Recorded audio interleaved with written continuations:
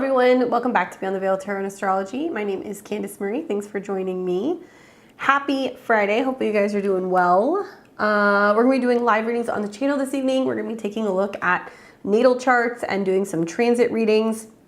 We'll give everybody a little bit of time to kind of pop in and see that we're going live. So if you can see this stream, do me a favor, give me a thumbs up. That way we can kind of get into the algorithm of YouTube, and we'll get into doing some readings. If you're new to my channel, welcome. I'm a Western astrologer with an emphasis in working both with tarot as well as the Sabian symbols. We alternate every other Friday doing readings. One Friday we'll do tarot, another we'll do astrology. So we actually missed last week. I was traveling and now I'm back. So we're gonna get right back into doing the live readings today. If you would like to get a reading, it's really simple. You want to scan the QR code right here, or you can go to the link in the description to my PayPal, make a donation. It is $55 for a question in regards to a transit in your natal chart. Ask whatever one question you would like.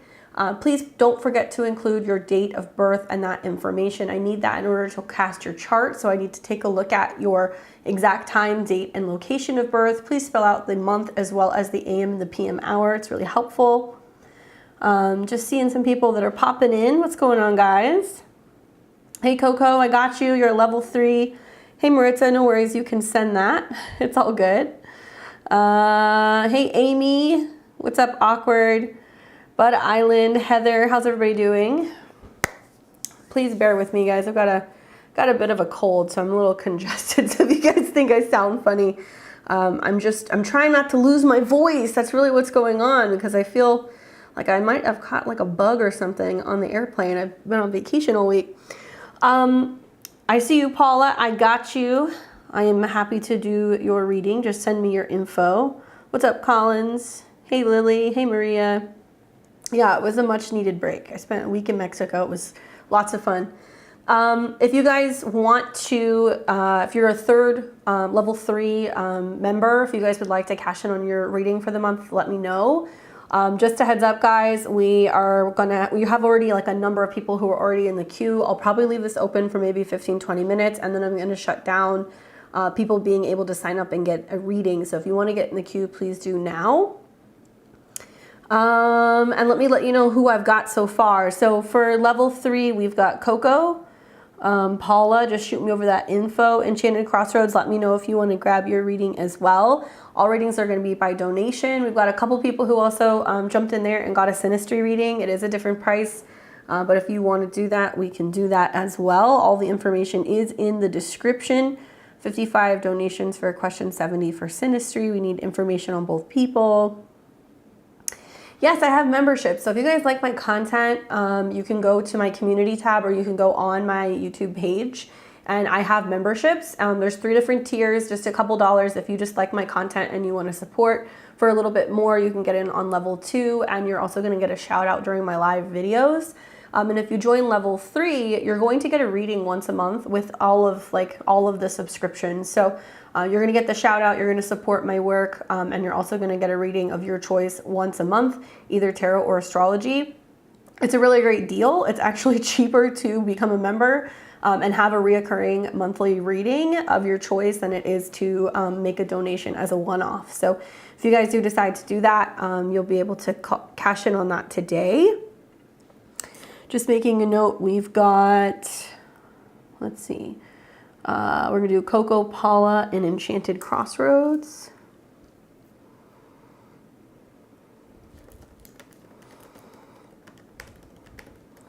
If you guys want to send me your info, let me know. I will put that in.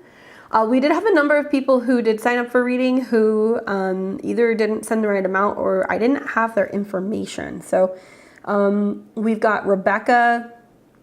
I don't have any birth information on you. Also, the donation is $55. Susanna, I don't have any birth information on you. The donation is $55. Kathy, I don't have any information on you. The donation is $55. Thank you, Paula. Appreciate it. That's a good question, Amy. I'm not sure. We can check in on that for you. We can take a look. And just a heads up, guys, before we get into the readings this evening, I just want to let you know that we do have June horoscopes that are up. Awesome. June horoscopes hit 50,000 views. So that's like a new high for the channel. So if you haven't already seen your horoscope, please check that out. And tomorrow is going to be the very last day to sign up for my Venus retrograde webinar. So on Sunday at 12 o'clock p.m. Central Time, 1 p.m. Eastern, 10 a.m. Pacific, I'm going to be doing a live webinar. The webinar will be several hours long. I'm going to be talking all about the Venus retrograde, my predictions for this, why it's so significant, and just all the aspects it's going to be making. I'm going to talk about how it's going to affect each and every one of the 12 signs. Venus will be going into shadow this month, so I'm actually putting this webinar out a whole month before I even start talking about the retrograde. Now, Venus will not retrograde until July, the second half of July. But if you want to be aware of what's going on, maybe you happen to have a natal planet in Leo, or you're a Leo sun, moon, or rising, Taurus rising, Libra rising charts. For all of you guys, might be really helpful for that, and you get all the information a month in advance. So it's going to be really cool. Put together some PDFs for you guys that I'm going to be sending out. That's like crystal recommendation, herbal recommendation. I have a whole list of election dates for certain things if you want to initiate certain things, which is cool. Reconnecting and rekindling old relationships, bringing in new relationships, things to bring in more abundance. I've been working on it like the last couple of weeks, so I'm really excited to make this presentation. We'll put a link in the description somewhere if you guys want to join. It's going to be live, and I'll have a brief Q&A after. I also am going to be doing a new special, or I'm going to be offering reports on my website on the Venus retrograde, so I'll be announcing that more on Sunday if you guys want to watch the astro weather. Okay, so we've got Paula, Enchanted. So I think I've got Paula in here. Let me plug in Enchanted Crossroads. Okay, February 9th, 1977, 8:45 a.m.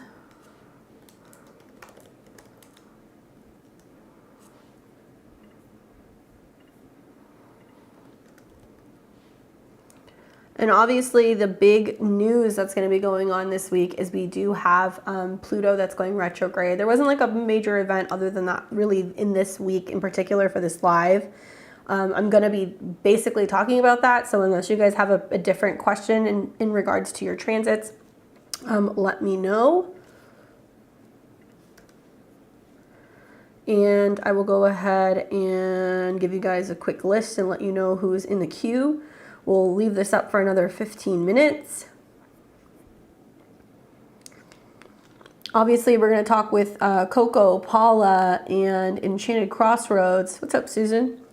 The rest of you guys who joined in the queue, I've got Amber, Rebecca, Susanna. Then I've got Amy, Kathy, Collins, Heather, Maritza, and am I saying this correctly? Suzashmita? Probably botched your name, I apologize. Let me know when I have your question. What's up, Chris? We're going to be doing readings until everybody's done, so I'm going to leave the queue open for another 15 minutes, but we'll probably be doing readings for about 2 hours or so.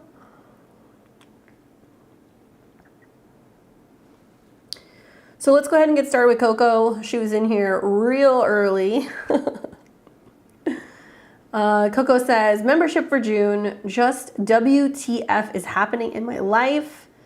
I can't seem to catch a break financially with family matters or love. I've been having a rough time. General guidance or insight, please. My natal Pluto conjunction in Mars, 8th house, feels like constantly transitioning and transmuting. Okay, Coco, I just want to confirm this is the right info for you. December 1st, 89, 12:57 a.m. in Chicago.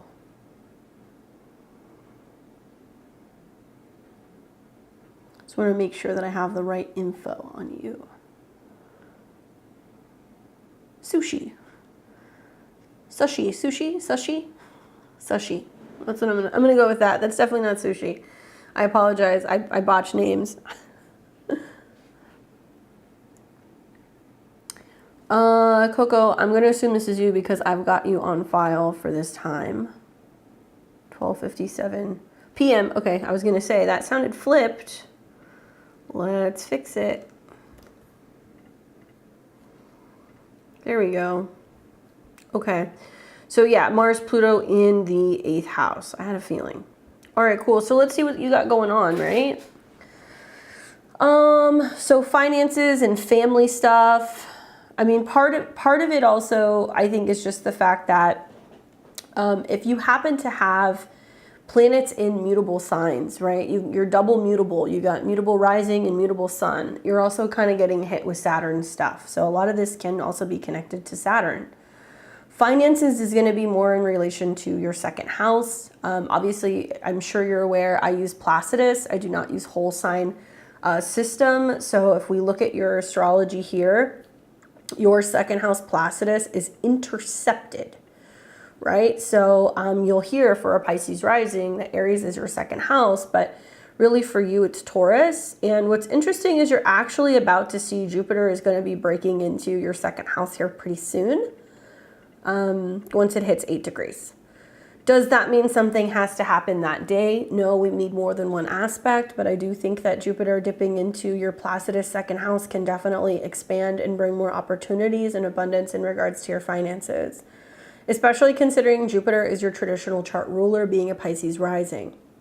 Now, I want you to think more long-term, because for me, even though we have Jupiter in Taurus this year, it's going to be there all year, it's kind of inching towards this conjunction that's going to be taking place actually in 2024 when Jupiter and Uranus align, okay?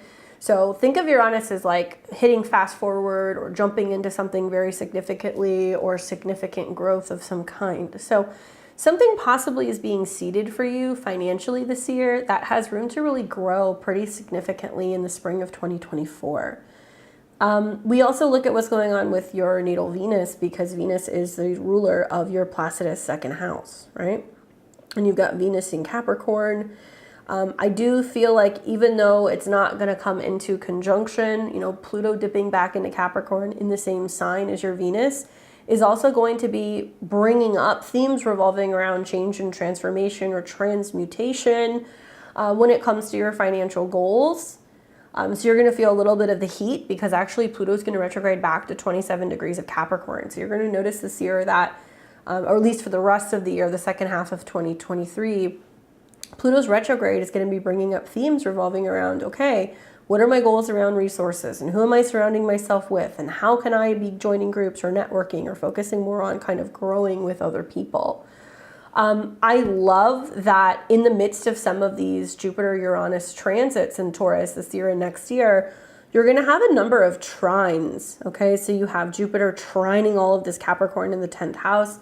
Trines are harmonious, they're positive, they do bring opportunities, and in an earth sign, it's physical manifestation. So I kind of get the impression that between Jupiter and Uranus in your 2nd, where you're exploring more innovative ways of making money, it's really kind of pushing positive energy into your 10th and also your 11th house, where I feel like it could bring new opportunities in regards to like job changes, networking with the right people, joining the right companies, your goals changing, revolving around what it is that you want to be doing for a living. And it really can open things up pretty significantly. You won't pick up the Jupiter trine Venus, once again, more until next year. So not only are you going to have Jupiter trine Venus unlocking and bringing in more resources, but you're going to have Uranus trine Venus. So in the back of your mind, you want to be thinking of like spring of 2024 as like the finish line, right? Everything is building up until that point, and then you're going to see more things really unfold. From the perspective of a Sag sun, you know, Saturn going through 4th house to your sun is issues revolving around home, family, real estate, having enough in regards to where you're living. And so it's kind of it's challenging having Saturn square your sun because it's in the 12th house where you need more privacy, and you're wrapping things up. And you're also going to see in this next year that Saturn's going to continue, you know, in 2024 to keep moving through Pisces, and it's going to square Mercury. So it's going to be bringing up themes revolving around if you can get along well with other people, especially like aunts, uncles, cousins, siblings, that kind of stuff. I personally feel like I would really pay attention to what's happening the 2nd half of June, because you're going to see both Saturn and Neptune retrograde. And they're both going to be in the same sign as your ascendant. So even though one's going to be in your 1st house and one's going to be in your 12th, This is a time to like retreat, rest, recuperate, pray, really get in touch with your spiritual side. It can be a time where you maybe even consider doing some like spiritual healing, maybe working with like a therapist.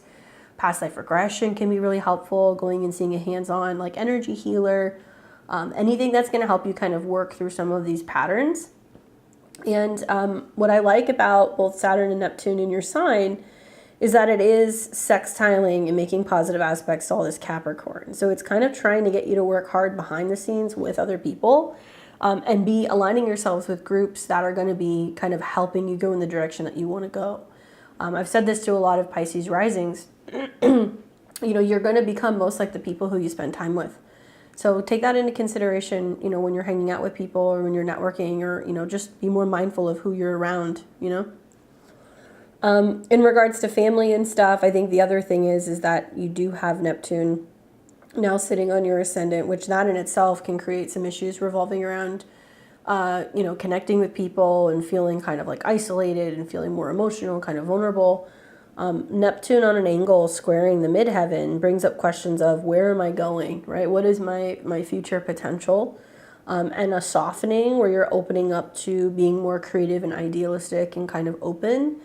And then you also have Neptune that is going to be squaring your IC or your fourth house cusp, which does deal with like family. In the sign of Gemini, it's about communicating and like whether or not they're hearing you or whether or not they're seeing you clearly, or if there are themes that are going on where you're feeling like you need to kind of retreat and take space away from certain individuals. So I would learn more about the Neptune transit personally.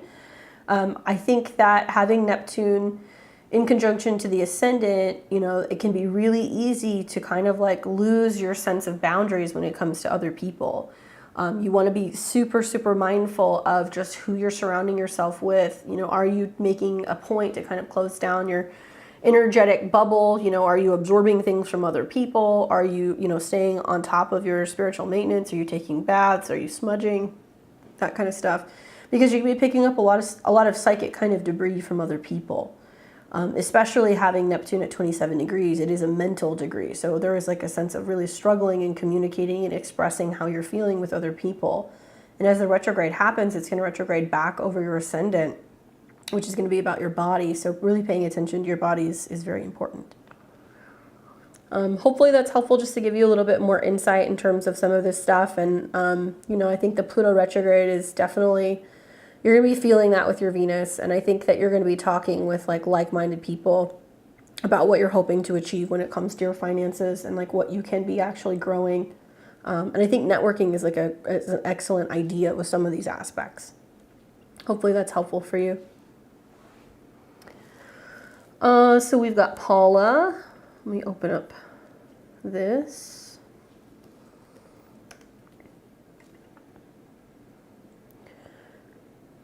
Awesome, I love it.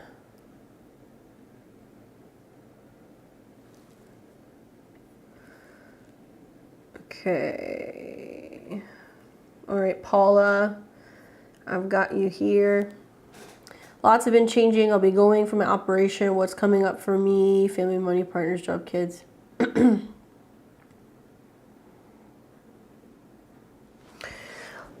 So, for you... Let's see, so another mutable square, so you're going through the Saturn square. Something that piqued my interest is talking about getting your surgery soon, and you have the South Node going over your natal Mars, right? So, having to undergo cutting, removing, severing, something in regards to health because it's your 6th house. Scorpio does deal with that, especially anything in regards to... blood, reproductive organs. Mars has connections for you to your 12th house, so also willingly taking the time to kind of do the rest and recuperation necessary to bounce back, right? It depends on like when you're going to be, when are you going to be doing your operation? I don't know if we spoke about that particular date, but I'd be curious. Thankfully, you don't have any Mars squares. And the Jupiter opposition is now fading, and we don't have like any significant retrogrades right now. Saturn's going to go retrograde soon, and that will affect your 8th house. So I'm curious if you have a date in mind. But definitely having the South Node, you know, continue to move through Scorpio for the next month or so does represent kind of clearing out and releasing old issues in regards to health, maintenance, and routine. Something else that kind of comes to mind for me, you know, looking at some of your transits, is that you do have a lot of this Taurus energy happening over your moon, which is like your emotional body, happening over your Juno, which is going to be about relationships and partnerships, and happening over your Saturn, which is going to be about commitment. So something interesting about Jupiter hitting the moon, bringing in more opportunity for like psychic connection, really being in touch, feeling like the spiritual side, being in touch with your maternal energies, your intuition, really grounding things out. I would really recommend like spending a lot of time in nature with that 12th house, meditating in nature. You might do some kind of work with herbs or with food or with crystals. And Jupiter and Juno coming into connection can be a really amazing transit in regards to partnerships, relationships, commitment, you know, engagements, marriages, planning weddings, things in regards to, you know, traveling and connecting with a partner or connecting with a spouse. As that happens, you're picking up a lot of energy with like, you know, the oppositions to all of your Scorpios. So whenever you're dealing with stuff in the 12th and the 6th house, there is this sense of like mental, emotional, spiritual, like affecting the physical. And my advice, because Jupiter is the ruler of the 7th house, is it's about like letting other people support you, like letting other people help you. So if you have a spouse or a partner or somebody that you live with, letting them help you. Counselors, therapists, doctors, letting them help you. Especially when it comes to kind of working through some difficult or challenging emotional issues that you may have with like a mother figure, or family issues, or stress revolving around being a mom. I also think that this can be a time where there is a sense of you really learning that you do need rest, retreat, and recuperation, right? Because you've got all this North Node in the 12th and the South Node in the 6th, and you're no stranger to seeing where there can be breakdowns and either health issues or scheduling issues or bad habits or things that can come up as a result of not resting, recuperating, or properly working through some of your emotions or some of your feelings. So if you've got health stuff coming up, it's trying to get you to kind of focus more on how you can nurture, relax, and you know, focus on healing. In regards to like relationships, obviously, you know, Gemini season, it's opposition for you being a Sag. You're going to hear it's about relationships, but you're going to see that it's actually more so about the relationship with the self and the body. Gemini season hasn't been the easiest because we've picked up a couple squares that have been happening to other mutable placements. So for Sages, you hear that it's about home or family. For Gemini rising, it's more about responsibilities when it's coming to work, and also how that's being kind of better balanced out through like relationships. Once again, shining a light on the need, really, I think, to have support from other people. So it's about finding that balance. I'd watch that new moon in Gemini that's coming in, even though it's great for a Gemini rising, because it is your new moon on your ascendant for your body, for your goals. A little tricky because there's going to be a square to Neptune. And I keep looking at all this energy in the 12th house, and I really feel like this is about you taking time to kind of heal and recuperate. Later in the summer, you're going to see two significant retrogrades. One that's going to be in Leo, a Venus in Leo, and that's going to be going over your South Node, which can be about reconnecting with children, reconnecting with family, making some you know, changes in regards to even like what your home looks or feels like. And you're also going to see a Mercury retrograde that's going to be in your 5th, which is going to be about children. So both of those retrogrades seem very much connected to like spending more time with your kids, reconnecting, having more time for romance, having more time for play, more time for enjoying yourself and having a good time. It'll be interesting to see that retrograde go over your South Node, because it's also going to be making trines to your 7th house of relationships and sextiles to your ascendant. So I feel like perhaps scheduling more like family movie nights and get-togethers and gatherings, and maybe like having more date nights and things can be really wonderful through some of those transits. The most of the you know, Jupiter stuff is kind of done in this chart. The Mars-Jupiter things that have been changing. You've gotten hit pretty hard with Venus and Mars coming into some squares. The next thing that you're going to be noticing is that throughout Venus's retrograde, she will square Uranus several times. So there can be like a sense of there being like your intuition kind of getting kicked up, or your dreams kind of getting kicked up and being like, oh, I feel like this thing is coming. So I would look for that as well. It can be definitely something that kind of plays out. And that's pretty much it for the time being. If you want, shoot me a message when you know the date of that particular surgery. I would try to avoid any like Mars-Uranus squares personally. That's not ideal. So you're going to see Mars coming into a square with Uranus pretty much from about June 22nd through the 28th. Those are not ideal times. And then you're going to see Mars go into Virgo. And you will see things like Mars trine Jupiter, Mars trine the North Node. Those can be better times in July, but still it's going to be specific based off of your chart, you know? But I like the opportunity to really reconnect with your children and like having more fun and like creative time. That looks like really fun over the summer. And I would just say with South Node on your Mars, just be mindful, like, I have Mars in Scorpio too, and I've had this transit the last month or two. I've had a lot of fevers. It's been really weird. Just like randomly, I'll just have a fever, or I'm just like burning up for like no reason. And there is like mood swings that kind of come up. You get kind of moody and you get kind of like agitated.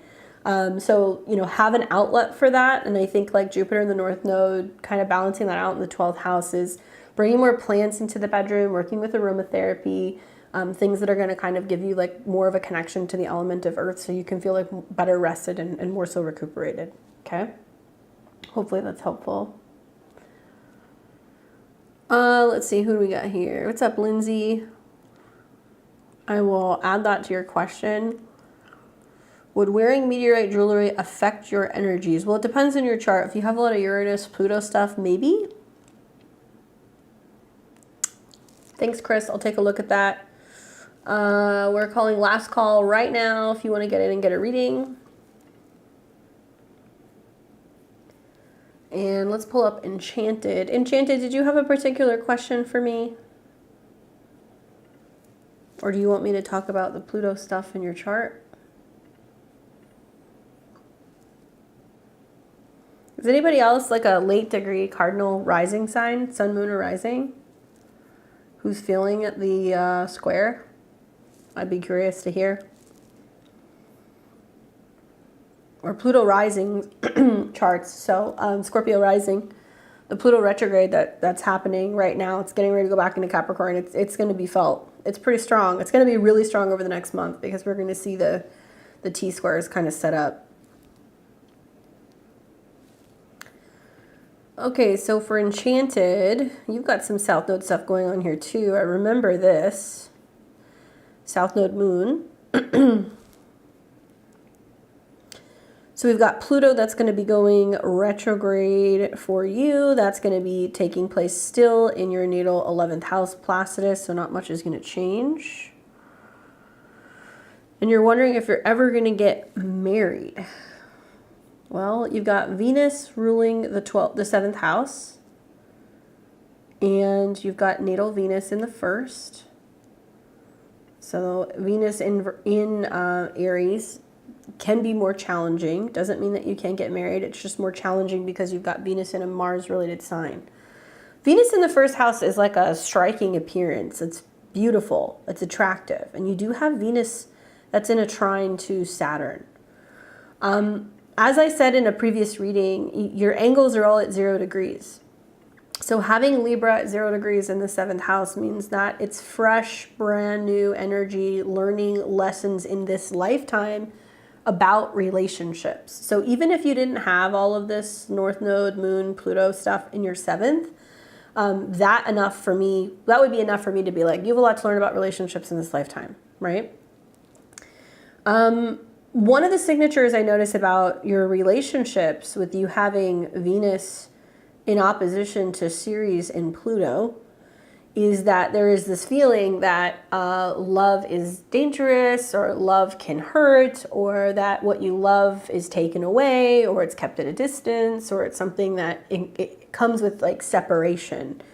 Usually Ceres represents like seasons of our lives. So Venus in opposition to Ceres, there can be like, periods of like feeling like you're getting like lost in a relationship, or you're losing yourself in a relationship, or there's fear of getting involved because they like may go away. It's not unusual when I see that aspect for people to be fearful of getting involved in relationships because of the potential heartbreak that can kind of come with that. I don't know if that's something that you've been experiencing throughout your life. Having Pluto in the 7th house, lots of change through relationships with others. There can be intense experiences that you have with others, and then the North Node and the Moon also being there as well, and the Moon being in Scorpio. The truth is like, I don't always believe personally that marriage can be 100% predetermined based off of a chart, because we have free will.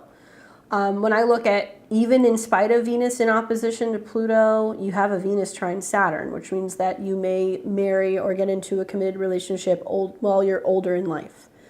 But I will say that some of the transits that you have coming up here pretty soon are rather significant. And it makes sense that you're asking about this, because you've got Venus and Mars coming into conjunction with Saturn in the 5th, which is, will I ever be worthy of love? Will someone love me forever? Will I find true love? And Venus will be going retrograde here, okay, all summer long. So you're going to see this from the end of July, really all the way. The energy is going to be in Leo until about October. And Venus rules your 7th house, and it's going to retrograde in the 5th.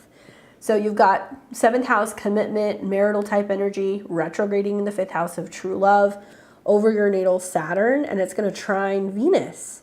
So to be honest with you, like, you're in a really interesting time over the summer, that it is very possible that you could connect with somebody. During retrogrades, karmic things happen, soulmates come back, we reconnect with people who were meant to meet, so on and so forth. So yeah, I mean, you're kind of in it.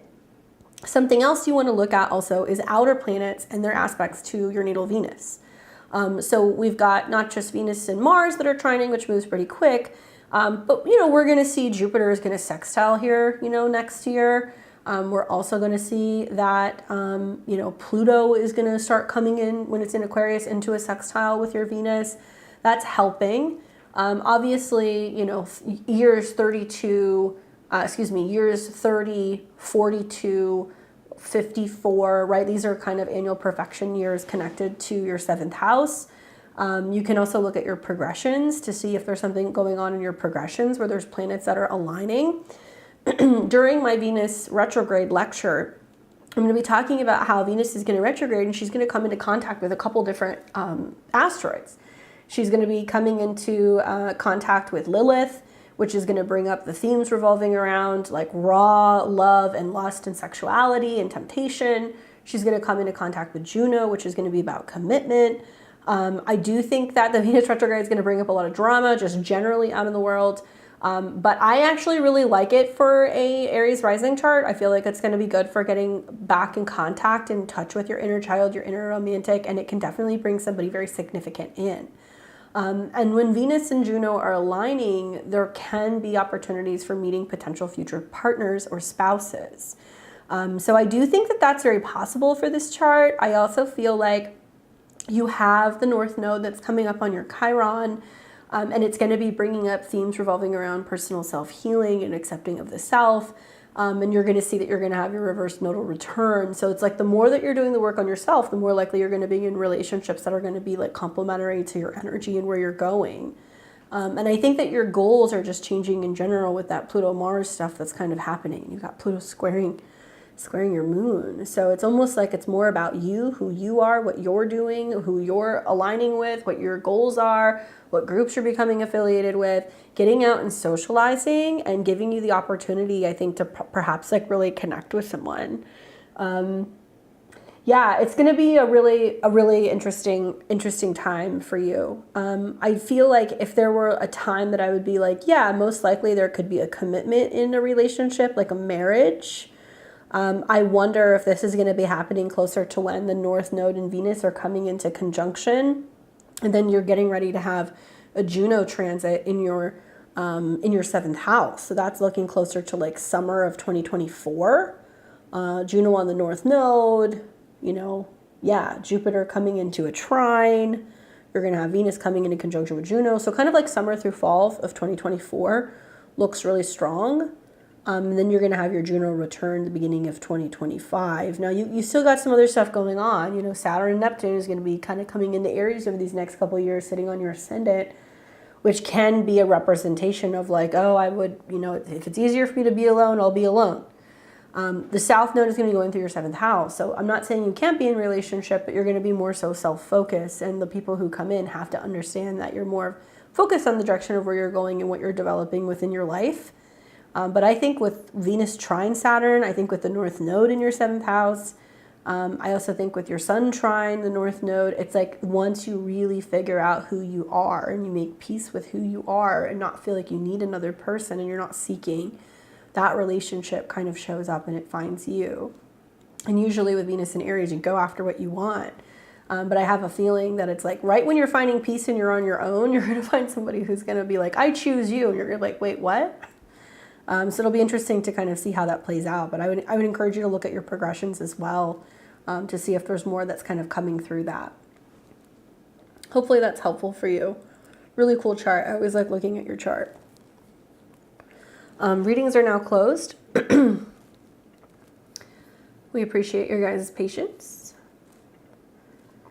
I think we got the main level 3 people there. What's up, Joshua?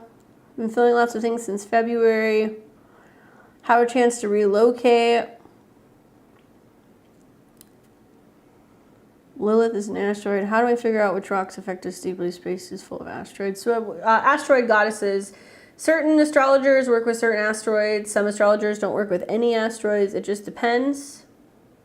But that's a rather significant one because because Lilith is erratic. And we need to see more than just, Lilith, trining something. Conjunctions, oppositions, squares to Pluto, conjunctions to Venus. It's going to be really significant having Venus going retrograde and coming into conjunction with Lilith. It's going to be pretty significant. Okay, so let's get to the rest of my list. Let me pull up Amber. So this is who's on deck. I need to hear from Rebecca and Susanna. I do not have your birth information. Or Kathy. I do not have your birth information. So Amber, Rebecca, Susanna, Kathy, and we've got Amy. So you guys are all on deck. Okay, so let me pull up Amber.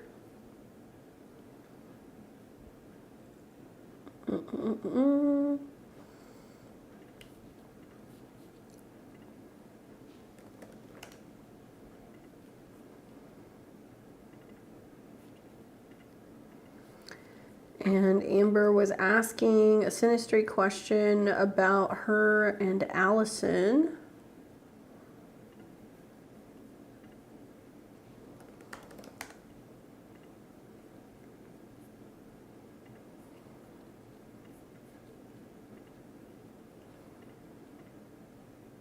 There we go. So just to make sure that this is correct.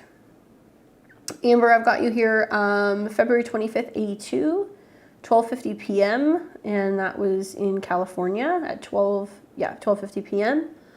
And then I've got Allison, who's June 1st, 73 at 6:08 p.m.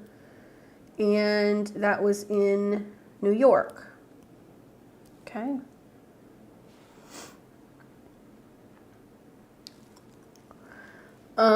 Joshua, we're doing readings by donation. So if you made a donation, I will get you. Okay, so Amber says, here's the information. Is there any site you can give from our astrology about our compatibility in the current transits and possibilities? Okay, so Amber, you are on the inside, and I've got Allison on the outside. This is tricky. This is super tricky. Why do I feel like I've seen this combination before? Have I spoken to you about this person before? The 12th house is kind of like your blind spot, And this isn't me saying that it's not possible, because all things are possible with astrology, but When you got somebody who has this many personal planets in your 12th house, that can be very challenging. And there can be this feeling of being like, what am I not seeing? What is not working? Why can I not read this person? What's not connecting? Like the 12th house is about completing cycles. So it can be a very karmic chart overlay when you have a lot of 12th house synastry. What could be happening? I mean, like, look, you know, this is a really strong trigger point. The south node on the ascendant, the north node on the descendant, that does seem to kind of suggest that there is this sense of like coming together. And you have a lot of planets in Libra that square this. So when you have somebody who's got a lot of planets that square the nodes, it represents moving forward, evolving, like learning lessons in regards to this lifetime to get you closer to your north node. Synastry wise, I mean, like I said, you have a bunch of planets in the 12th house. So it is harder for you to read her, connect with her, understand her. And it can feel like something that's incredibly karmic, but also something that's very confusing or very private. She's got Mars in the same sign as your sun. So that can also represent attraction and action. She's also got her Uranus very close to your Saturn point. So kind of freeing you perhaps of, you know, relationship issues from the past, or, you know, inspiring you to open up more in regards to your emotions or make changes within your home base. So that Uranus kind of breaks free all of like that limitation that you have with your natal Saturn. Jupiter and Mercury in the 8th house is a very intuitive, very psychic connection, communicating very well, understanding each other, positive connections, so on and so forth, right? Something I notice about her, though, with her sun in opposition to Neptune, is that there can be a tendency of like being in situations where she's not always wanting to be seen, because the opposition can represent like people who kind of fade in and out, whether that's how she is in relationships or the experience that she's had with others. And if we flip this around and we look at her chart, she's a Scorpio rising with a sun in Gemini and a moon in Gemini. All of your Libra kind of falls more so closely to her 11th house, friendships, connections, goals. Your moon falls in her 5th house, which is great for romance and connection. Sun in the 4th house, building home and emotional connection. Chiron on the descendant. Very interesting, because look, a lot of Scorpio risings right now, with Jupiter going through their 7th house and eclipses still in their 7th house, it's still big relationship time. And not many people realize that, like, when the north and the south node are getting ready to change signs, right? It's at like 3 degrees right now of Scorpio and Taurus. We're finally integrating the lessons of what we've been working on and learning for the better part of like the last year and a half. So we don't really start to reap the rewards of that until right now. So she's going through a time where it's pretty significant for relationships. I wonder, though, with your Saturn and your Mars in her 11th house, do you find it's hard to get out of the friend zone, right? Is that possible? Do you find that you kind of get like stuck there? I like your Jupiter conjunct the ascendant. You know, I feel like there's a lot of things working in her favor in her astrology right now when it comes to an opening of relationships. Still a little landlocked, Saturn in her 4th for another year or two, but she is going to start seeing that, you know, as Neptune is moving in the 5th house, more open to, you know, romantic connection. And then the sextiles to Uranus and Jupiter, that's going to be in her 7th. So lots of opportunity for relationships. I feel like because Venus rules her 7th house and she's got Saturn conjunct Venus, there is a sense of hiding away, shying away from relationships, maybe having issues in terms of opening or being vulnerable with emotions or feelings or sexual connection because it's in the 8th house. Also things revolving around like her sexual preferences or her identity. Because having so many planets in conjunction to Saturn makes me feel like there's something that's kind of hidden or shadowed about this in the 8th house. So I would wonder, like, is this person openly gay? You know, are they open to being in a relationship with a woman? Are they afraid of this? Especially knowing that Pluto is coming into contact with her Venus. So there's still another like year or so of her working through some of these themes revolving around heart opening and being more open and receptive in relationships. Excuse me, your Venus. So that's going on with you, but it's in her 3rd house. So I think it could be about how you guys are communicating and talking about what you need in relationships. Pluto, when it's in the late degrees of Capricorn, it's still not resonating well with all this Gemini. And so I'd be really careful with like communication and making sure that you're not reading between the lines, like being like really clear and direct in regards to like what you're looking for within relationships. This is a chart that I feel like is a lot easier for, you know, you and them. Like it makes sense. You guys could be friends. There could be a strong romantic connection. It is possible that you can help heal relationship issues. You know, like there's a lot of green lights in regard to this chart right now. The challenge, I think, is the fact that Saturn is going through Pisces at the bottom part of the chart and it's squaring. So heavy emotions, feeling stuck at home, making decisions about where they're living, you know, karma coming up in regards to like family and relative stuff that can be going on. But there isn't anything that's really kind of holding them back from relationships right now. One other thing that I would take into consideration is that transit Neptune in Pisces is squaring Venus. So there can be a sense of having lots of questions revolving around what they do want in relationships, whether or not there's clarity with where their life is going and what they're hoping to achieve, and making sure that they're, you know, being honest with themselves or people who they're potentially kind of getting involved with romantically. But I think as soon as like Jupiter is getting into her Placidus 7th house, it's a really good time for relationships, to be honest with you, and opportunities for breakthroughs in relationships and suddenly like evolving, especially more so in the spring of 2024 on. In regards to, you know, your chart right now, the one thing I would take into consideration is, like I said, the Pluto transit. So you still have Pluto going back and forth over your Venus, and you're going to have the north and south nodes square your Venus starting like end of July going into August, and then you're going to have Pluto coming back into contact with your Venus here in October. So there's still something being worked out about relationships and intensity and passion and, you know, transformation of relationships and like an openness. And while that's happening, even though it's almost done, it's been going on for the last couple of years, it's still in a square to your natal Pluto. So you're not going to want to settle for love that's going to be hidden or secretive with that Venus in the 8th house. And having breakthroughs, especially when it comes to, you know, your emotional life and vulnerabilities and sexuality. Venus, Pluto, it's like a very sexual transit, so there can be opportunities to heal sexually here as well. I think with Saturn and your Sun, there can also be like this feeling of like, why am I alone? You know, is it just me? What's going on? What do I believe in? And it's really encouraging you to communicate differently with other people. And what I like is that you're going to see this year into next year, Saturn's going to start trining your Jupiter. So there is an opportunity to be starting to talk about where relationships are going and whether or not you see like living together, moving together, settling down, committing, you know, talking to people about your belief system when it comes to, you know, relationships. And there's a lot of room for growth here. And then you're just going to start seeing Saturn that's going to be sextiling your descendant. So I think it's all about how you're communicating and expressing yourself. I would go and learn about Saturn in conjunction to your Sun. Hopefully that's helpful for you. Did we hear from Rebecca or Susanna or Kathy or any of you guys here?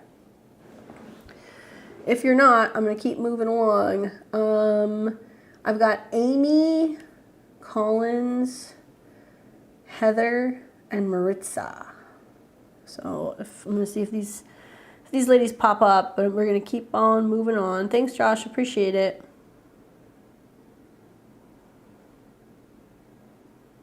How much longer do I think Christianity will be around? I'm curious to see what happens in the next couple of years, like 2024, 2025, as Saturn and Neptune come into conjunction in the late degrees of Pisces, which would definitely be like Christianity, I think, or Catholicism. I think that the thing is it's so intertwined also with like art and music and other things that there's going to be some kind of push to want to salvage or save some of that. But I think as we start to see, you know, a new Saturn-Neptune cycle that's getting ready to happen in Aries in 2025, and we see that ingress together, I'm hoping that we're going to start to like realize that it's all going to be about connecting to our inner belief system, right? I don't know. I think it's like the late degrees, though. It's like the late degrees of Pisces is when all the mysteries, all the secrets, all that stuff kind of comes up for reevaluation. And it's almost like removing the veil of where organized religion has been kind of put out there as like a cloak for spirituality for quite some time. All right, so let's move on. We're going to go to Amy.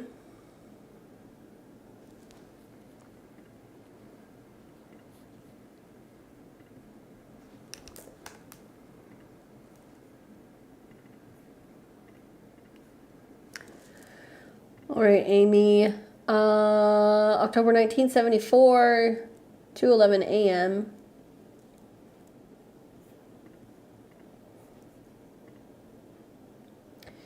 Amy says, my question is looking for all the good news with these intense transits. Pluto retrograde is a square my late degree Libra placement. South Node entering Libra was going to conjunct them, and Venus retrograde is on my ascendant.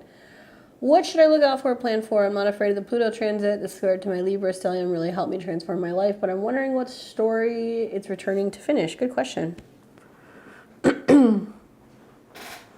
What's up, Sonia?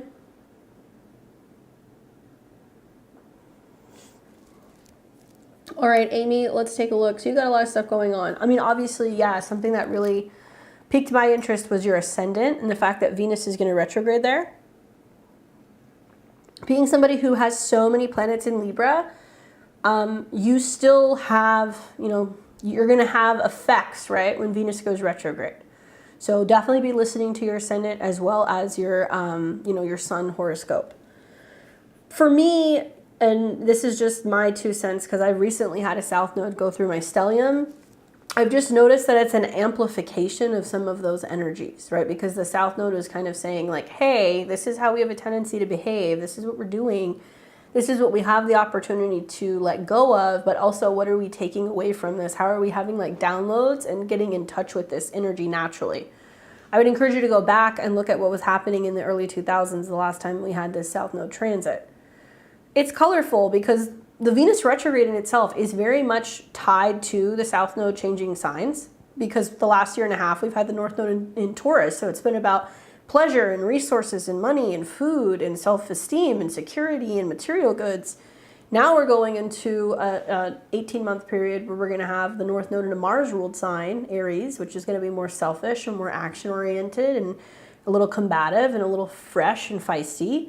And we're going to have the South Node going through a Venus-related sign, Libra, so it's going to be harder to find the balance sometimes, harder to partner, harder to mediate. Libra, one of the sides of Libra can be a little indecisive. It can have a tendency to kind of go, I'm not sure, I don't know. So we're releasing some of that, especially if you have a lot of Libra in your chart. So I look at the South Node transit through your 3rd house and I go, okay, it's about not needing to people please, or not needing to overly explain, or not needing to, make decisions based off of like what other people think or tell people what they want to hear. So it's nice to see the Venus retrograde on your ascendant, bringing the attention back to yourself, sextiling your South Node, transit going through the 3rd house. What could happen? Changing vehicles, possibly moving, making changes with contractual agreements. There could be some issues with gadgets, right? But I think it's going to be more making changes in regards to how you communicate in relationships. And keep in mind that as this transit is happening, you're going to have the North Node go into Aries and it's trining your ascendant. Okay, so it's bringing more attention to you, to how you look, to how you express yourself, to how much you love yourself. And the retrograde is trying to get you to think about, really integrating more of self-love and changes in your physical appearance and your body. And that's going to be sextiling your 3rd. Just a word to the wise, that can be bringing up changes to your appearance and how you think about yourself, communicate, talk about yourself, things like that. It can also be bringing up issues revolving around communication or issues in regards to like breathing. So retrograde on the ascendant sometimes can create some health issues, sometimes, especially because for a Libra-based chart, Venus rules your body. So there could be something like that kind of going on. Venus is going to trine your north node and also your moon. So, you know, the trines going on in like these fire houses, which are within water, like fire signs within water houses, is releasing. It's emotional, it's spiritual, it's kind of like healing and letting go. And Venus is going to be the focal point throughout its retrograde of a yod that will be taking place between Pluto in Capricorn and Neptune in Pisces. So we've got the sextile here, and then the quincunx forms the yod. I talk about this in my webinar, but basically Venus is so important in the midst of the retrograde, and it's going to be turning retrograde at 28 degrees. So when a planet turns retrograde or goes direct exactly on an angle, especially on the ascendant, it usually has to do with your body.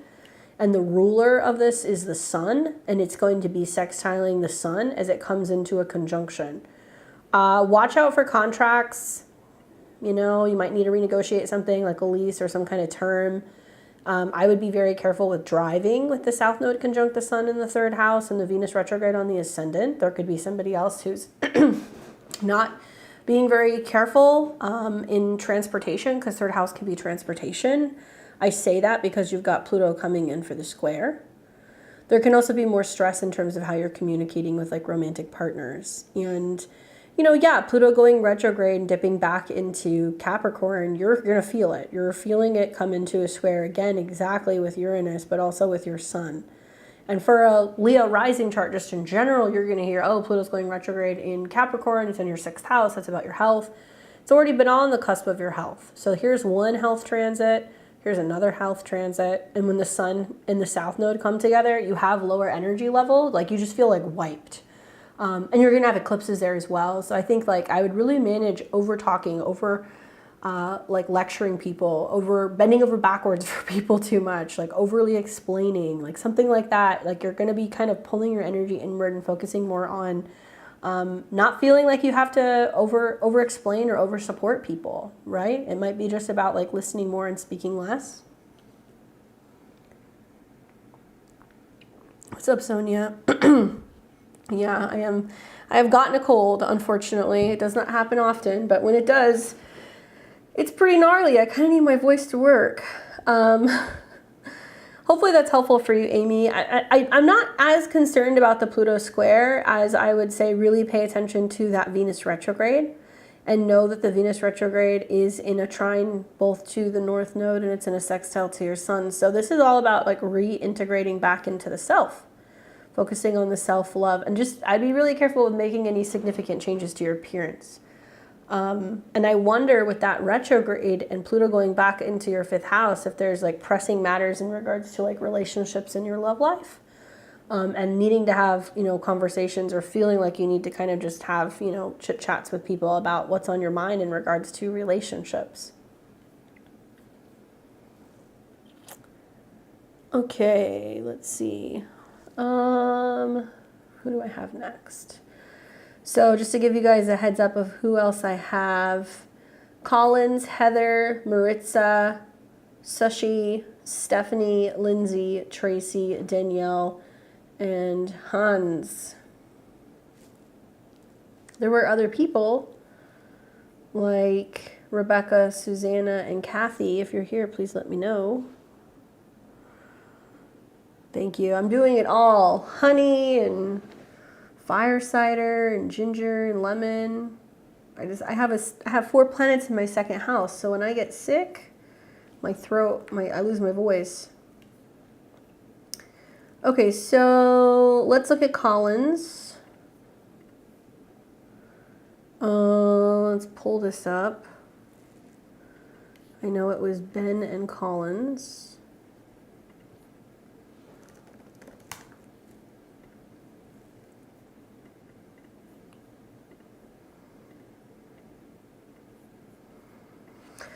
Okay, so Collins, I've got you here. April 12th, 1986 at 12:46 a.m. and that was in Atlanta.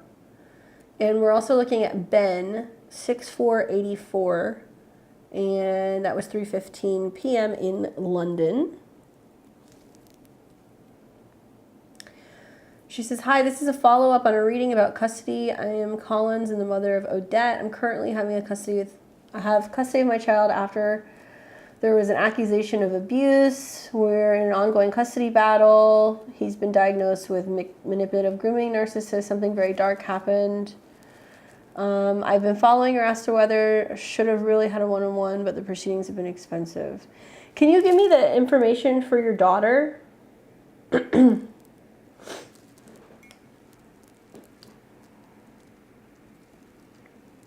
Please, thank you. Thanks, Chris. I got you.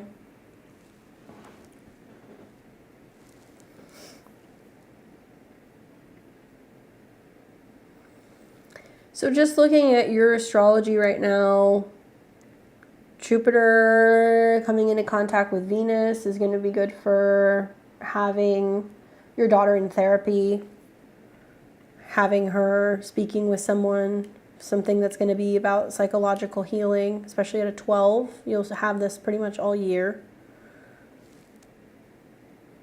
She's on there. Okay, thank you. And you've got Uranus coming into contact with your moon, which is about having conflicts with other people in regards to your, I'm going to assume your firstborn, your daughter, the moon. And that can be about changes going on with the child in and out of the home.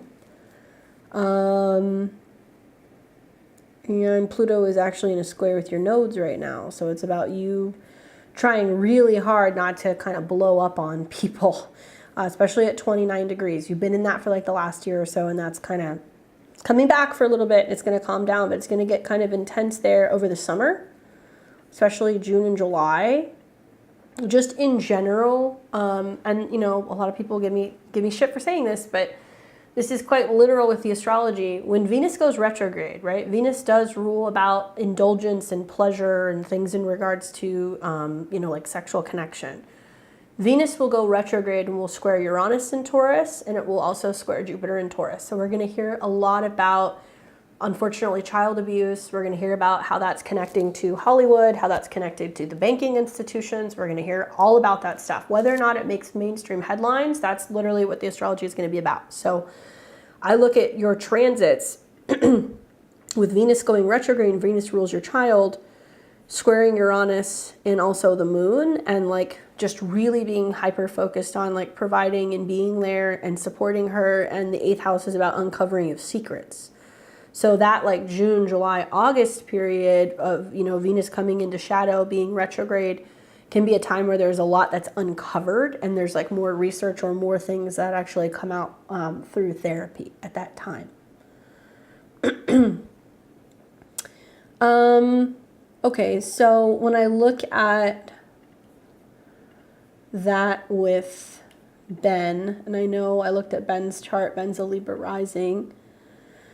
Saturn's gonna go retrograde through the 5th house. Something that I remember looking at is like when Mars comes into Virgo and starts opposing Saturn, that there is a likelihood that it comes into question later in the summer. You know, the relationship that he has with his child. Do you guys live in 2 different places? Specifically, I'm talking about Mars, because Mars rules others, when Mars comes into an opposition with Saturn. So right around July 20th, because that represents a separation or not somebody challenging, you know, him being able to do that. And I do see lots of issues that come up revolving around children, just with Saturn in the 5th and Saturn square, you know, the nodes. That end of July seems like a really interesting time in this chart where there is more that could potentially be exposed. And Uranus is getting closer and closer to Mercury, which is going to be about like his mental stress and issues revolving around secrets or things that he needs to heal that have not been dealt with. And Uranus does rule his 5th house of children, and he's got Venus in opposition to Uranus. So I do kind of get the impression that throughout some of these transits, ultimately at some point, there is not, I'm not going to say not going to be a lot of togetherness, but generally when you have your 5th house lord in opposition to Uranus, there's a stressful or kind of like on and off relationship that you may have with a child. And Saturn is squaring that all year long. So, you know, that becomes really apparent in that July-August period. And then when Saturn comes into a square again with the nodes into next year, I wonder if there's going to be a sense of being like there has to be joint therapy, or there needs to be some kind of a court appointed or mandated kind of visitations that might be happening. And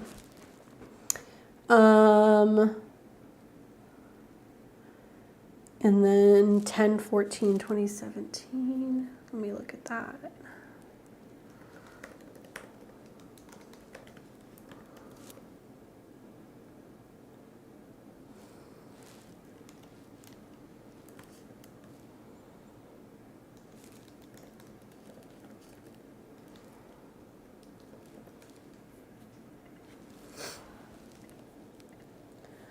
So she's going to have Venus retrograding over her moon. And I'm going to assume, is this the only child that you guys have together? When Venus retrogrades over her north node and her moon, it's going to be possibly about her mom advocating for her, or there being like I don't know if it would be like an appointed person who would represent her legally. It could be another woman to make changes in regards to her living arrangements. But that's a big theme in her chart over the summertime. Now, her physical home in general is going to be represented by Mercury or Gemini. And something that we're going to see is going to be an eclipse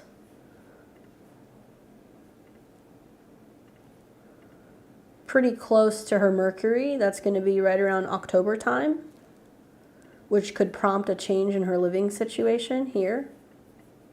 Or maybe, further investigating, having reason to believe that something needs to be changed. And then there's going to be an eclipse in Taurus in her whole sign fourth around the end of October. So I wonder if there's some back and forth over the summer trying to kind of take this back to the courts and see if she could make a change. And then the South Node is going to come into contact with her sun, which can be a disconnecting from her father, which could be taking place around the new year, right? This is just the astrology. In her chart, though, having her sun and her Mercury and her Jupiter in opposition to Uranus, it does talk about her father being like unstable or Uranian. And, he has the sun, he has like a Sun-Uranus opposition in his own chart. So it's kind of mirroring the same thing. This can mean that, over the period of her life, she's learning how to feel more comfortable being around men again and trusting men again, right? Mars in opposition to Chiron can also be issues revolving around like wounding and, some kind of issues with abuse. But when we look at where these transits are going, Venus going retrograde over her moon is, I think, going to be about trying to kind of have somebody who can advocate for her, be an advocate for her, and making changes and bringing her possibly back home. And so that's looking like right around the end of summertime. With the North Node and her moon in the 7th house, mom is always going to be somebody who's going to like push for her. And I would just say, I would observe through these North and South Node transits that are going to be happening. Likely there's going to be tension revolving around relationship with a father figure, and that doesn't really change anytime soon. That starts to ease up a little bit next year. And then we start to see other transits happening in her 4th house next year, which can be a complete change in regards to her home base with the Jupiter-Uranus connection that's going to be in 2024.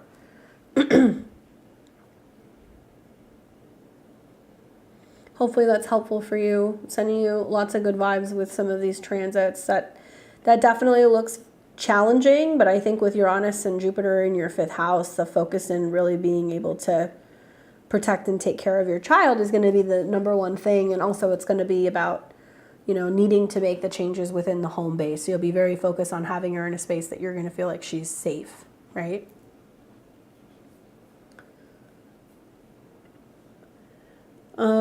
Let's see. So I've got Heather and then Maritza and then Sushi.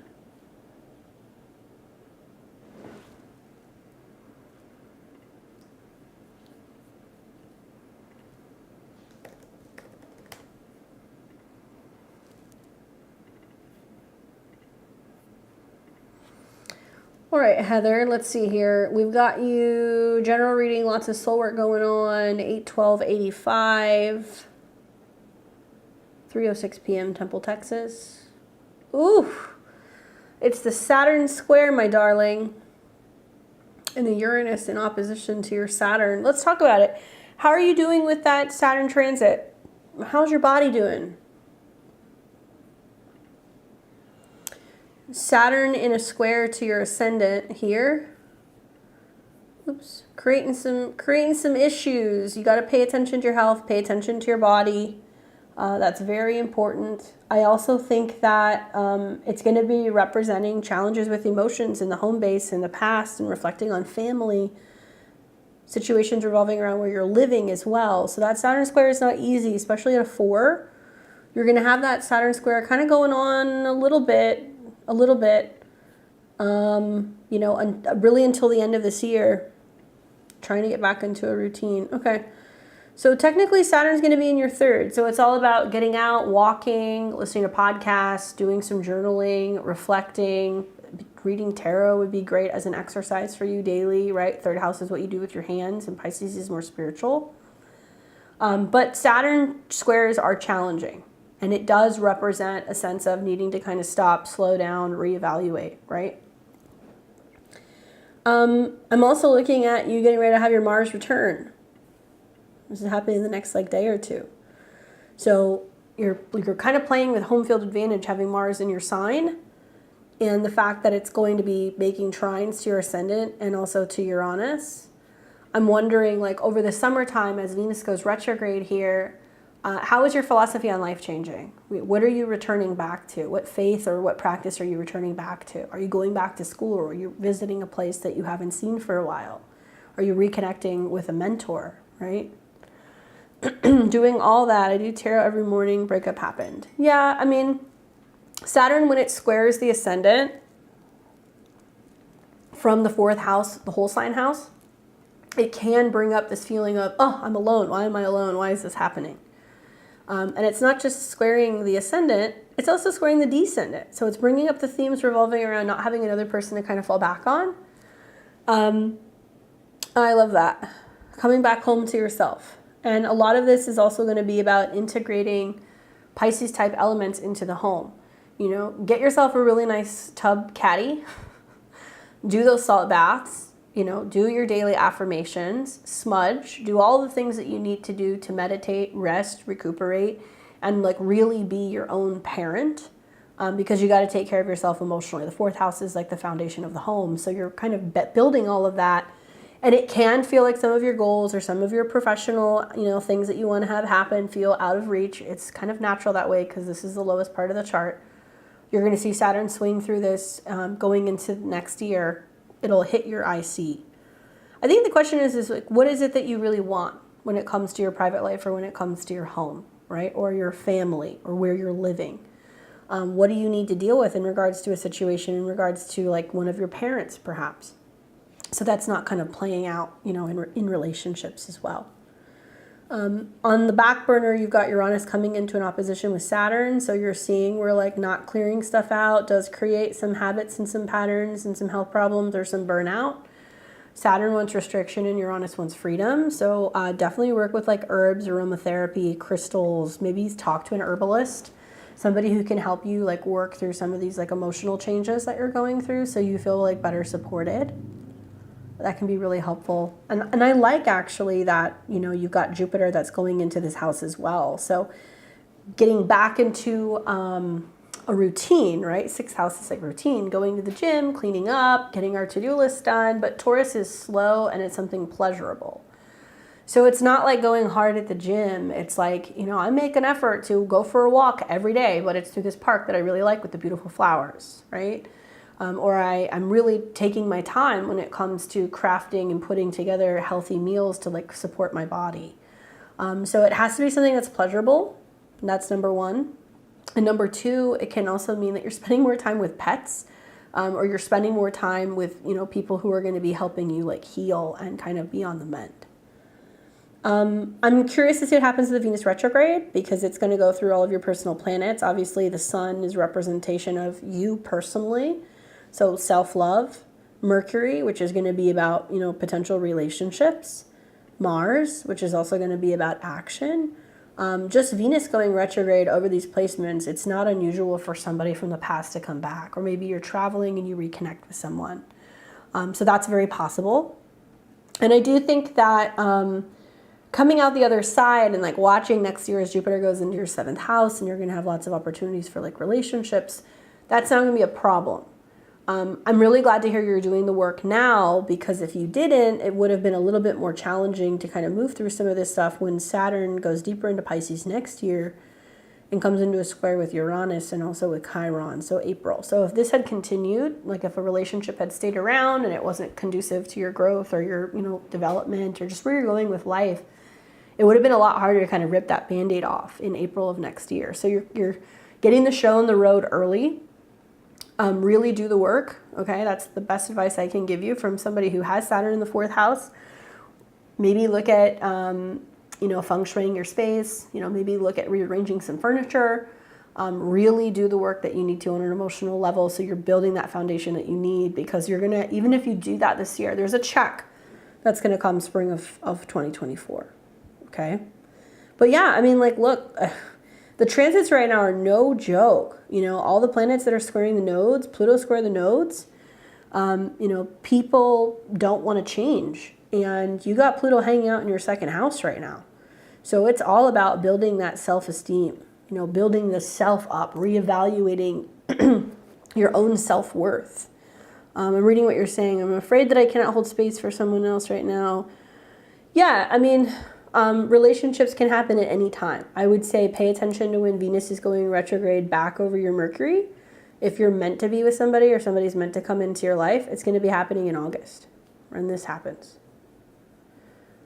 And you'll know. But that'll be one phase. Another phase is going to be more so next year, when Jupiter is coming into your 7th house in the summer of 2024, right? But the bigger issue then is going to be more like, where you're living versus where they're living, and if you make a change or you make a move for them or vice versa, because you're going to have a mutable square. But one thing at a time. Right now, I think you're doing the right thing if you're realizing you need to focus on yourself. And I would say think about going back and visiting a place over the summer, reconnecting with like an old teacher or a mentor, getting back into like a philosophy or like a practice, something within that 9th house where your whole belief system is going to shift. And it's going to be about like what it means to be healthy, what it means to be productive, what it means to also just change your perspective. Hopefully that's helpful for you, Heather. Sending you lots of good healing vibes.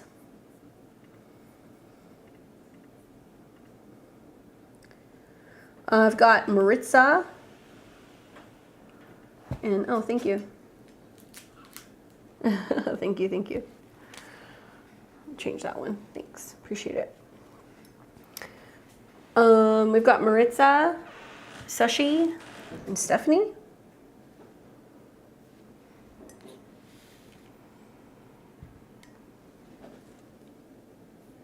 Let's pull Maritza up.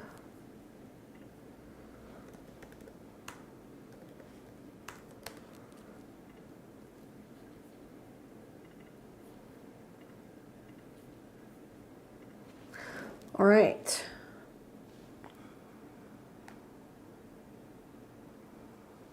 Good luck, Heather. I love that.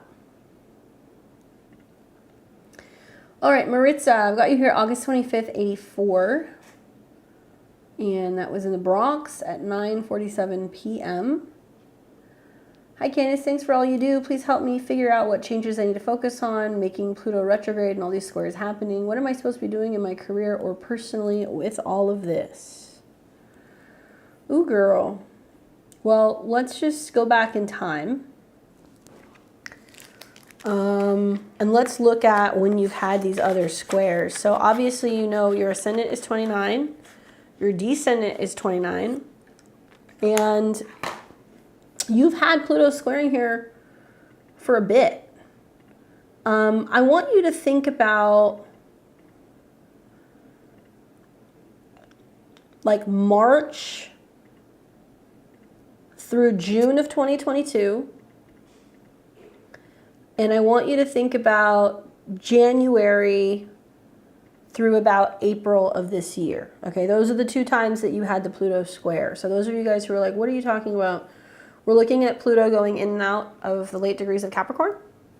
And when it was at 29 degrees, which is a pivotal degree, it's the last degree, so it represents pressure, it was squaring her ascendant, which is about the self and the body, and it was squaring her descendant, which is about relationships with other people. So it might have felt like a meltdown situation at work or with your career or with superiors. Challenging things revolving around how you're identifying out in the world. And at the same time, she also was in her Pluto square Pluto. So this happens in your late 30s. Pluto comes into the very first square that it has with natal Pluto. I call this like the zombie transit, where things that you thought were dead and buried that were done sometimes come back up for reevaluation, and it's scary and we have to work through it, but it's meant to be empowering.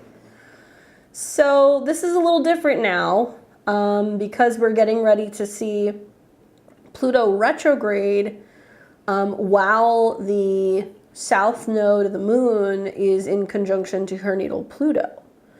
So this is like a double Pluto transit, okay? So what happens when Pluto squares the nodes? Everybody's having this right now in the world between now and August, so nobody gets a pass. Basically, we have to integrate the themes of Pluto, which is release it, let it go, let it be done, bury it. Okay, great. In Capricorn, the responsibility, the heavy lifting, the job, the, potential future that you had in a position, maybe a boss quits, maybe, somebody gets let go. It can happen with people that you work with as well. Yeah, it does represent changes going on in your career and how it's also affecting your relationship. So there can be pivotal turning points, not just with people that you work with in your relationships to people professionally, but also romantically as well, right? This is intense. The good news is that you have the North Node and Jupiter on your ascendant. So that tells me that prayer, positivity, being optimistic, focusing on yourself, really kind of going like, I have to invest in me, regardless of what's happening at work, regardless of what's happening with other people. I am my number one. That's what's going to get you through. The other thing that's positive is that when the South Node comes into contact with Pluto, I do think it's going to be like doing some cathartic kind of clearing in regards to relationships. So it'll be quick, right? By the time you get to August, you're kind of in the clear. North Node's on your ascendant, South Node's on your descendant. But if you saw my previous video about the solar eclipse that we had in Aries, it was in April, remember? 29 degrees, it was on your ascendant. And I remember telling people saying, hi, this eclipse is going to get kicked up again when Pluto hits 29 degrees, right? Because it's squaring that. And it's going to get kicked up again in July when the North Node hits that degree. So now you got to go back and you got to think about what was happening in mid-April. So Pluto's at 29, the North Node's at 29. There's some real pressure here at the end of July of this year. And to be honest with you, I look at this and I go, this is where you're letting go of like professional and romantic relationships with people that are not allowing you to be you. It's that simple. That aren't allowing you to take action, have freedom, focus on yourself, have a sense of direction. This is like probably you're no stranger to this because you have Pluto and Saturn in your 7th house. There have been situations where relationships with people have been limiting, karmic, mean, heavy. And I noticed that when it comes to your Venus is in the 6th house. So there is a sense of like you giving to people and you feel like it's not always like reciprocated, right? Or Venus in the 6th can be an indication or a marker of divorce. Pluto at 29 can be a marker of divorce. Saturn in the 7th can also be an indication of challenging relationship themes. I look at this and I go, wow, what an amazing time this summer to just be like, I'm going to let it all go. In the midst of a Venus retrograde in your 5th house, over your Vesta, which is about what you do want to nurture and take care of, over your Juno, which is about spouse and romantic partners, over your moon, which is going to be about who you ultimately live with and what you love. I will go out on a limb here, but with this retrograde, it does seem to suggest that you're like, I really want to meet the love of my life. I really want to find that person. I may still potentially want to have a family. I may want to have a child if you haven't done that already, because Venus is going to retrograde over the moon. But with Vesta and Juno here, It's about you going, I have to tend to my inner romantic. I have to tend to my inner child. I have to protect me first. So I'm going to give you the okay to be kind of selfish over the summer. If it's not something that feels good, if it's not something that's going to be really nurturing and like loving, then the answer is no. And like I've said already during this live, you know, Venus is the focal point of a yod between Neptune and Pluto. Okay, so it's really saying there could be a really significant person that could come into your life that could say, if you want these things, I can give this to you. But are you willing to make changes in your relationship patterns? Will you let the past go? How do you feel about changing your status in the world? Have you gotten divorced, right? So actually, as much as people are like making this Venus retrograde out to be like this scary thing, and there's going to be lots of drama, don't get me wrong, there's going to be a lot of drama. It's actually really wonderful, and I think it's going to be an opportunity for people to kind of like really have what it is that they truly love and desire. And I love that the retrograde is going to be over your personal planets, and it's going to trine your ascendant, and it's going to sextile your descendant. You've got more eclipses coming that will be taking place in the fall and also in the spring, so you're still kind of picking up some energy of relationships, being a late degree Aries rising. You're going to see that all of the eclipses, especially going into the spring of next year, are going to be very relationship oriented. And I would just encourage you over this summertime to put yourself back out there and be really open to love, because I think it's like very, very possible for you. And you know, when you have significant Venus transits, because Venus rules your 7th house, that's when you see changes going on in relationships. So you might want to go back in time. I believe it was, I want to say 2015. It was 8 years ago. So that was the last time we had a Venus retrograde in Leo, and kind of go back and look at what happened then. And then go back 8 more years or 16 years ago and see what happened when Saturn went through there. And you can kind of put the pieces of the puzzle together and see what was kind of happening. But the Pluto square is really just trying to clear everything out. And it might just very well be a status change. It's like, okay, I'm officially divorced. I'm not partnered with this person anymore. It could be something that simple. Hopefully that's helpful for you. Circle back over the summer. Let us know all the amazing things that are happening.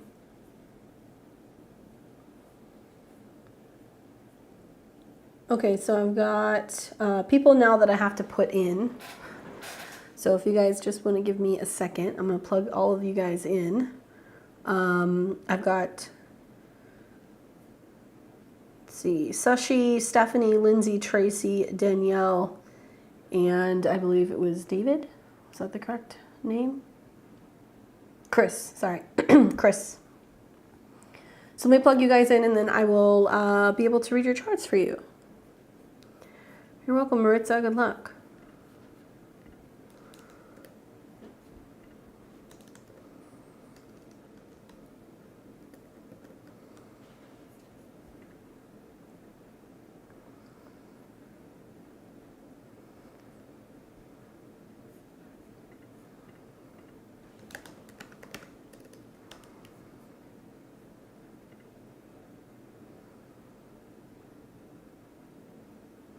$7:47, yeah.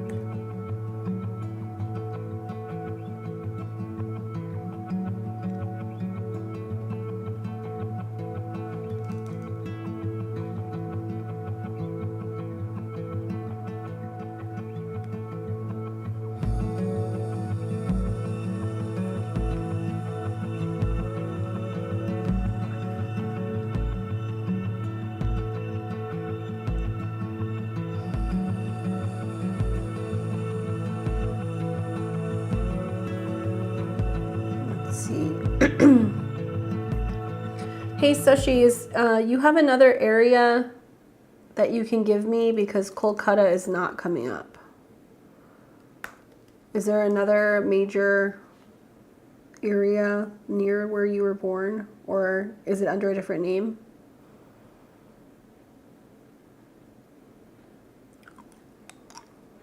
Let me know.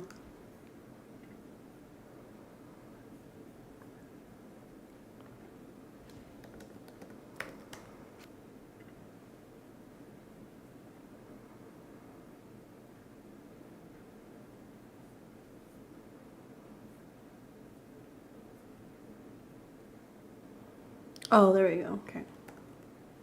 Thank you.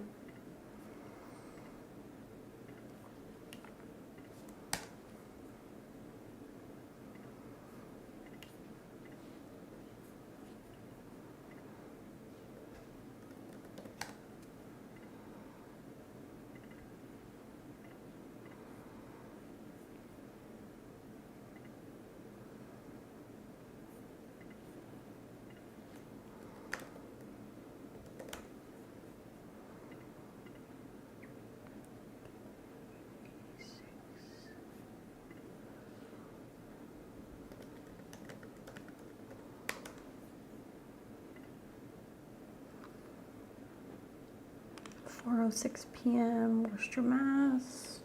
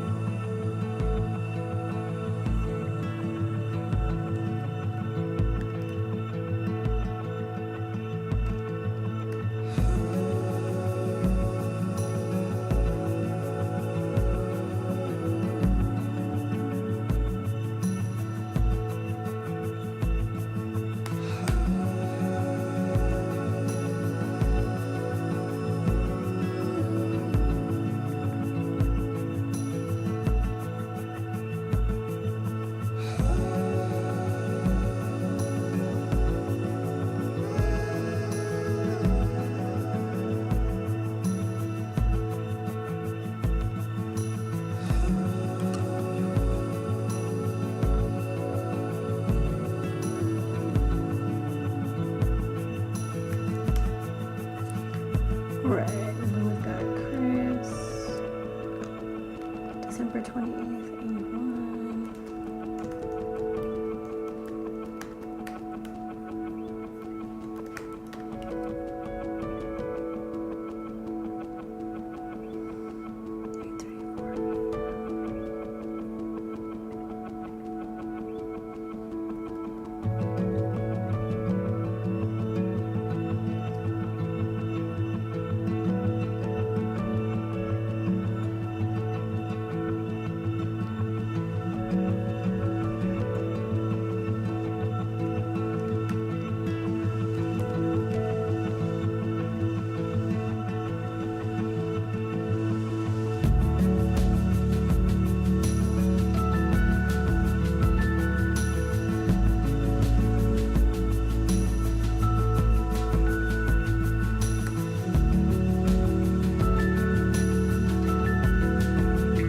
So just checking in, just making sure. Rebecca, Susanna, and Kathy. Are you guys here? I do not have your information, therefore I cannot do your reading. So if I do not hear from you, I'm going to have to refund the reading. All right, let's look at Sushi, followed by Stephanie and Lindsay.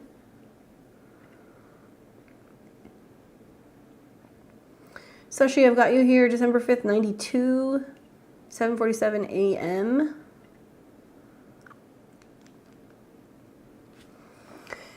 And you're asking about your dog's medical diagnosis. She's going in for USG. No one knows what's wrong. She's been spitting blood since January. Okay, let's take a look. So I'm going to look at your stuff and then I'm going to look at your dog's info. Just something I noticed that's been going on. You said since January the dog was having health issues. Mars was retrograding in your house of pets, very close to your south node. Okay, so that can be part of this. The 6th house deals with pets and animals, ruled by Mercury. And when I look at your natal Mercury, you have Uranus that's coming in for an opposition to that, which can also create some issues with stress revolving around pets. And you have Mercury in a sign that does deal with health problems, blood problems, reproductive problems, you know, life or death things. So that Uranus opposition can prompt that and it can bring those things up. Dogs in particular deal more with Cancer. So something else that's going on is you're going to see the Sun coming into conjunction with Mars in Cancer, opposing Pluto, and trining this in July. So there can be a sense of being like, okay, you know, if we can't find out what's wrong with the dog, is somebody telling us that we have to like make a decision? That can be a difficult decision. In terms of just recently, though, you know, we've had a number of planets that have been, you know, going through Gemini. Venus was there, Mars was there. Now the Sun is coming into conjunction with the South Node, which can be, you know, you kind of getting some feedback about being like, look, the dog can be having issues in regards to their vitality, their digestion, breathing, or anything in regards to also just their energy. The Sun on the South Node can represent, okay, is it loss, right? So that doesn't mean something has to happen. I'm just going to be honest with you. I would pay attention to the 12th when the South Node Sun conjunction happens. I would also pay attention to when the new moon comes in around the 17th in your 6th house of pets, and it will square Neptune. And this can represent you being like, okay, you know, do I have to do something? Have we given them medication? Are they responding well to that? I know this can be really hard to hear. So for that, I'm sorry. Being somebody who's a dog mom myself, and I've gone through similar situations, I know that it can be really distressing. This makes me feel like there can be events taking place, though, in regards to a pet where you're questioning and wondering whether or not they're responding well to treatment or medication on the 17th. And I would really just pay attention to, you know, vitals and also how they're breathing and how the dog is actually like behaving, because there can be a sense of needing to be very careful because this energy, Neptune, can be about medications, can cause sleep issues, or it can cause issues, you know, even like neurologically because it's squaring a mental sign. In terms of like what would be loss of a pet, okay, that can come with like a Uranus in opposition to Mercury transit. Now that's going to happen. You are going to see that. Likely it wouldn't be something unless it was triggered by the moon. So we've got some aspects coming up like around the 19th and the 20th of July that I would watch. You are going to have Uranus officially hit 23 degrees and oppose your Mercury starting around August 16th. And even then, you've got Venus and the Sun and the Moon squaring. Okay, so it does keep bringing up the same themes revolving around, you know, grief and loss, whether or not you feel like you have support from other people if you do have to make the decision to kind of like let something go. Loss, though, would be like a Mercury-Mars aspect. And you don't have that quite yet. You will have Mercury get close to Mars. But Mercury is actually going to turn retrograde. So it's going to get right up next to Mars and then it's going to retrograde. I would look at like when Mars squares the nodes on August 13th. Once again, that seems to be a really prominent time, mid-August. And when Mercury squares the nodes and then it's getting ready to retrograde in mid-August. Let me look at the dog's info. Let me see. So September 26th. Do you know how old the dog is? Like what year the dog was born? September 26th.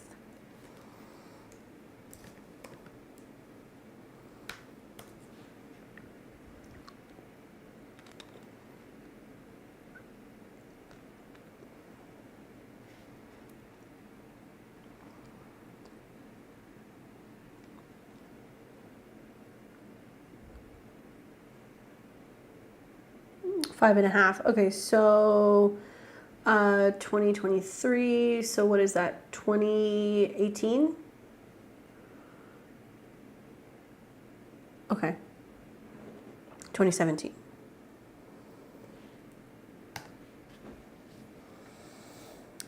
So then the dog was born with the sun in Libra and moon possibly, depending on the time, obviously Sag.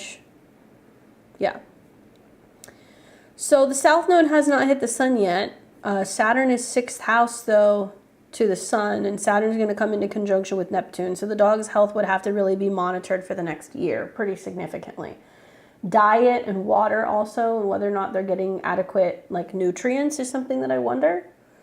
And then the eclipses that are going to be happening also in Libra can affect Libra placements. We don't know the ascendant of the dog, but I'm thinking more like the North and the South Node square Jupiter. If the dog's having an issue with the liver, I don't know what they've told you, but Saturn in Pisces can be circulatory, can be liver issues, can be infections.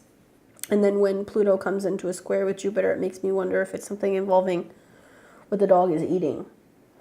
Loss in general, right? I mean, for a Libra, we're going to be looking at like Taurus placements, and I think about the Uranus transits.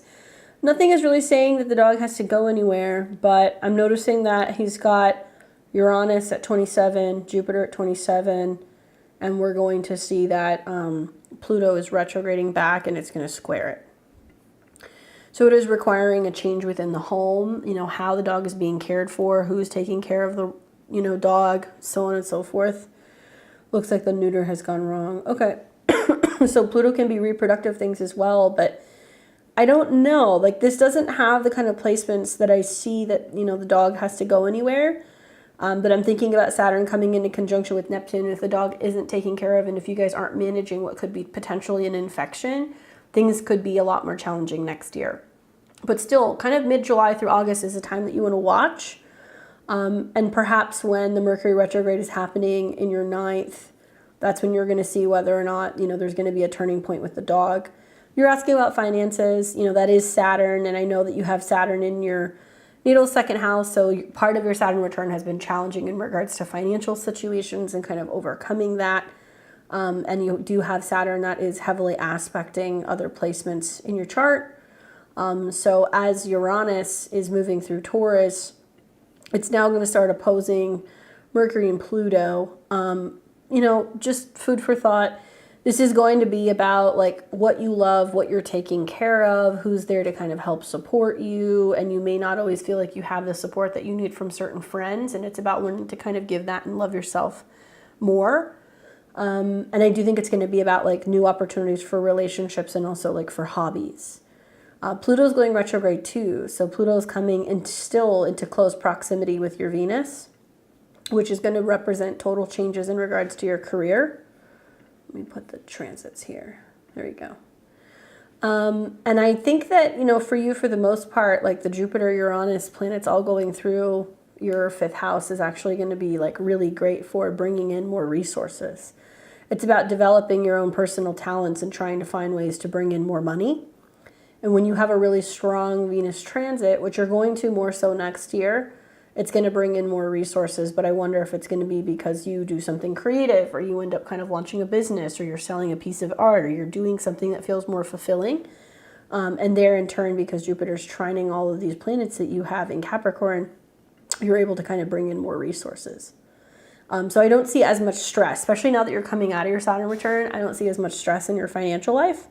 If anything, you know, Jupiter in the 5th house is just teaching you that you're having to be more conscious and aware of how you're spending money and not overspending, and kind of reeling it in a little bit, so that way you're really staying on top of like savings and managing your finances a little bit better. That'll come up again actually in over the summertime. You know, the Venus opposed Saturn, that square, and then the square to Uranus, and then you're going to have Venus going retrograde. So like through, you know, July, August into September, this can be a time where you will benefit from other people's resources or loans or credit. So if there are things that are coming up that you have to pay for, or if there are surgeries that need to be had, or if you're needing to take out loans for something or pay for something, it looks like you're going to have access or opportunity for resources from other people. It can also be a time where you can be renegotiating and you know, be kind of strengthening your ability to make more within your career. So you might be kind of renegotiating a salary or asking for a higher pay, you know, getting better benefits, having better insurance. These are things that can come in with that Venus retrograde. So it's actually pretty positive for you. And for Sag as well, being a Sag sun, you're going to hear that it's like money is coming to you possibly from foreign lands or from people who can help you. So I wonder if there's going to be some kind of business connections that's going to be happening there. Or somebody who's willing to kind of help support your growth in some way in terms of education or finances. But with the pets right now, specifically right now, the Uranus, Mercury transit, and Scorpio is about money. So Uranus in opposition to your 6th house Lord is like, I love the animal, this is stressful with the finances, you know, what do I do? But there's nothing here saying that the dog has to go anywhere. I would just take into consideration that the North and the South Node are going to square both their Jupiter and transit Pluto. So it's like a really pivotal time over the summertime. If for whatever reason you need to make a decision in regards to the health of the animal, it will be something that's very timely. It's like you're going to have to do something, or you're going to have to intervene or do some kind of treatment. And I would go and look at anything in regards to the reproductive stuff. So if you do think it was a botched job with that surgery, but also look at the liver, and have them do like blood tests and check for like, for like viruses or for infections, because that's what's most likely to be happening with that Neptune 6th house to the sun. Hopefully that's helpful for you. We're sending you lots of good dog mom vibes. Got Stephanie. Let's see what Stephanie says. I was supposed to start a new assistant job, but I got pushed back due to the WGA strike. Wondering if my start date will be pushed back again, or if I'll be able to start on the 26th. You're very welcome. Good luck, Sushi. Okay, so let's take a look. Work for you is going to be your 10th house. Ooh, your sun is at 8 degrees. That's where there's going to be a Kazemi. So the moon really dictates work. It looks like Saturn retrograding over your moon is going to be about you finding out that there's been limitations, but you're returning back. And something right around like June 29th through your birthday, you know, around the 1st of July, looks like that's when you're getting wind that you're returning back to work. Saturn retrograde over your moon and the sun, Mercury in your 10th house. So the end of June, beginning of July. That sextile to Jupiter also seems to represent like you're working and you're making money with another person. The other thing is your chart ruler, Venus, is going to retrograde in the 11th house as well. That'll be happening the second half of the month. And that does seem to kind of indicate that you're like reconnecting and like working with groups of people or other creatives, or like a union of some kind, and getting back in touch with them. Now, Sun trine Saturn is also another indication, so I'm not basing it just off of like the Sun Mercury, but it's when it comes into a trine with Saturn that you're getting ready to go back to work. And then when the Sun trines Neptune, feeling a little bit more kind of like in the flow of like working by about mid-July. So even if you're not getting word, okay, it's going to be happening the beginning of July, end of June, beginning of July, by mid-July, you should be working. So I don't know how much it's been pushed back, but that trine, that retrograde, and that sextile all makes me feel like that's when everything is kind of coming together. So the sweet spot is going to be the end of June, that literally the 28th, 29th through what appears to be the 17th of July. I'd be curious to hear when they told you that you're supposed to be coming back. Also, Saturn in conjunction to your moon, believe it or not, is a lot about you having the time to work on some of your own things. So you may notice with Saturn on your moon, there are certain setbacks or delays with going to work and working for other people, 10th house. But through that retrograde, it's trying to get you to think about, what are you working on? What are you creating? What are you doing with this time? So Saturn will hit that again in the new year in January. And then it's going to be fully in your 6th house. So if anything like this happens again, okay, yeah, it's annoying with Saturn on your 10th house Lord, and it feels kind of emotionally heavy, but it's trying to get you to think about what you're creating. Yeah, it looks like that's going to happen. And honestly, the Venus retrograde makes so much sense to me because it's going to be squaring. It's in your 11th house, which is groups, unions, other people, but it's going to be squaring Uranus. And it's like you reevaluating and reconnecting with people after there's been new terms that have been agreed to in terms of what your payout, your benefits, your bonuses are going to be. So, yeah, we're going to see a lot of stuff in regards to like unions and stuff, especially in the creative industry, Hollywood, stuff of that nature. But it's going to be whether or not you go back to that and if the terms have been agreed to. Yeah, keep working on your side project. That's my advice. Like, I would actually keep working on that all summer long, especially like when Venus and Mars come into an opposition with Saturn. You may feel like you have some free time. That might be around the beginning of August, and that's also going to be around the beginning of September to work on some of that stuff. And then by the time Saturn is sitting on your moon, which is going to be about February of next year, you want to have a project that like you will have completed on your own. So if you see some inconsistencies and patterns with work, don't worry about it. Saturn in a trine to Mars and your Sun is trying to give you that support of being able to work on these projects with others, but also that time off to kind of do your own thing. And you're going to be heavily affected by the nodal changes. The South Node going into Libra, the North Node going into the 7th house in Aries. It's about working with others, needing other people, collaborating more, relationships, partnerships, things like that. So 7th house can be, you know, managers. It can be romantic partners, business partners, writing collaborators, your therapist, your astrologer, working with other people. So the name of the game all summer long and really into like next year is going to be, who can help you? How can you collaborate with the group? What do you bring to the table? Right? And watch that Saturn on your moon because it can feel a little emotionally heavy. Especially it can bring up some issues also in regards to pets. It's on the cusp of your 6th house, but also like mental emotional health with that moon in Pisces. Sobriety and yoga and lots of baths and staying hydrated is very recommended with that transit. Good luck with that. I hope that you guys have that move smoothly, but also that you get what you deserve. You know. I've got Lindsay, and then Tracy, and then Danielle.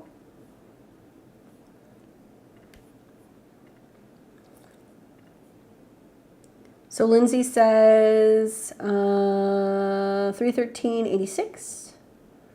12:04 p.m. in the afternoon. Question is fertility treatment, IVF, and also career advice. I've been a nurse for 13 years, woke up in 2019 after a miscarriage and a breast implant rupture. Neptune has been a huge influence on my son. I'm a hot mess. Thank you. Look forward to booking a reading soon. Good luck, Steph.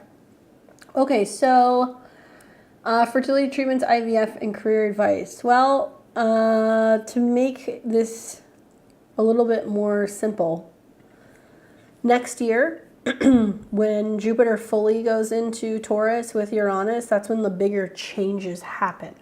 Okay, so you're going to see the bigger changes in your career happen as Uranus and Jupiter are approaching your midheaven. That'll play out over the next couple of years, but more so next year. With like Jupiter and Uranus in your 9th house, it's more, what am I learning? What am I getting certified for? Where am I traveling? What do I believe in? So there's a lot more opportunities for like going down a new path in terms of your professional life, if that's something you wanted to do. Obviously, Venus rules your career, and you've got Venus in Aries, and Neptune is getting closer and closer to Venus, which I feel like is going to make you want to do like more spiritual things or things that are more creative or more aesthetically driven, especially having Taurus on your midheaven. I wonder, like, could you do something that's like aesthetics meets, you know, medical stuff? Could you do something in regards to like healing and spirituality? Because you have, you know, Venus in the 8th. Fertility and IVF, I mean, you've got Jupiter on your moon. It just passed. You've got the North Node coming into conjunction with your moon and your North Node, which makes me feel like you'd be considering traveling somewhere to do the IVF treatment, or going somewhere where it would be more affordable, or going to like a university hospital, because the 9th house can be universities. Saturn rules your 5th house of children, and you have Saturn going back and forth over your Jupiter, which tells me you're not just thinking about having kids, you're also thinking about relationships and commitment and like where you're living, right? So something about these transits are also about like partnerships and relationships in general. Now you have Neptune on the cusp of your 5th house, Pluto that's going to be there for a little bit longer, and a really strong Saturn transit will bring opportunity to have children. When do I see people get pregnant? North Node conjunct their moon, Jupiter conjunct their moon, moon aspects with, you know, the 5th house lord, Saturn aspects with the 5th house lord. You've got all those things going on right now. So it's all very possible. It's very doable. Being that you have Saturn, Uranus, and all these planets, you know, in your 4th house, I do think that that was going to be delayed until after 30, maybe even 34, because there was a lot of working through like karmic stuff in regards to the home and the family, and coming to terms with things and deciding whether or not you wanted to be a parent.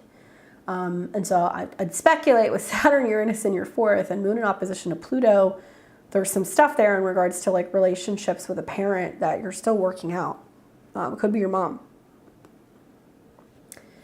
I also think that with Neptune getting really close to Mercury, I'd be really careful about any treatments to your body, especially because you have Mercury retrograde. It can mean that like you're paying for things and hoping that you're going to get insurance to cover it, and they may not cover it. So you need to do pre-authorizations and making sure that you're using insurance that's going to cover what you're doing.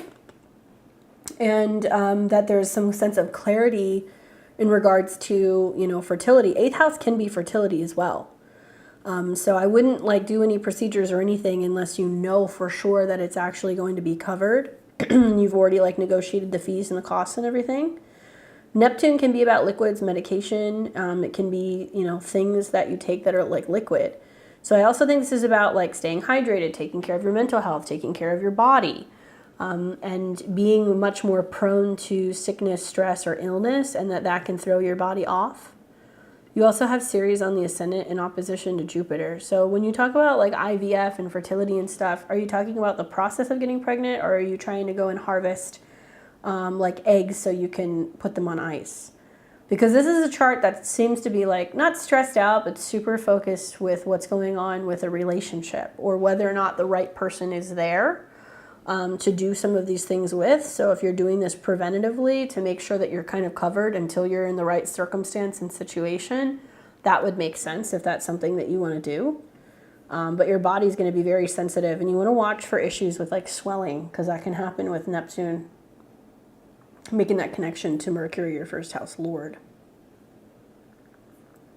You would want to look at like progressions and other things as well. But I mean, I think with Saturn sextile your moon, Jupiter in the North Node on your moon.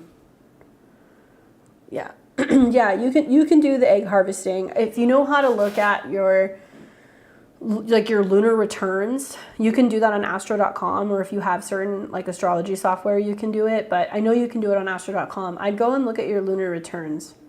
You just plug in your birth chart, put in the city that you're in, look at your lunar return. You want to look for lunar returns that the moon returns to the 5th house, or maybe where like the moon returns to the ascendant, or there's some heavy like focus on the 5th or the 1st house, maybe the 4th house. Those are the areas that I see generally in a lunar return for the month that you're more likely to have more positive aspects with fertility, whether that's getting pregnant, harvesting eggs, doing IVF, right? Okay, so you're married, you've been going through this for several years. So you're in Saturn square Saturn. I know this sounds like crazy, but I really feel like you need the full 110% support of a partner beyond just physically supporting you. Pisces is spiritually, so you need somebody who's going to be like with you to like ritualize the whole process of getting pregnant. It might also be good for you to maybe consider seeing like a fertility specialist, but like on a more spiritual level, like a doula or somebody who can help you with that process of like bringing that child in energetically.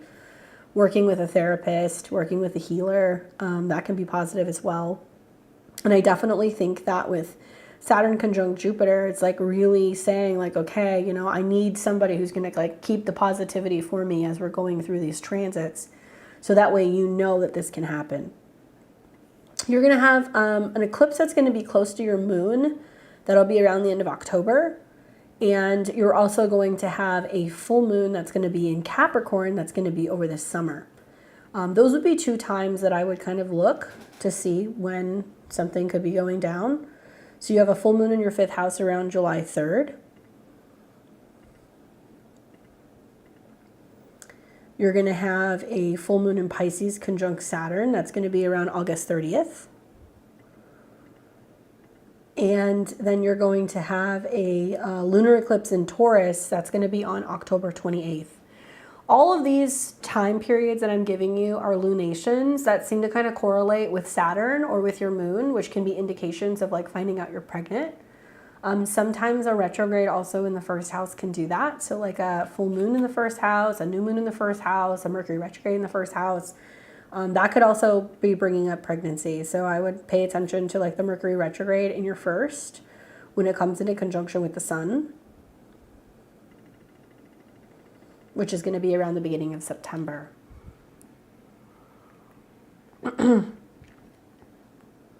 Nurses are terrible patients.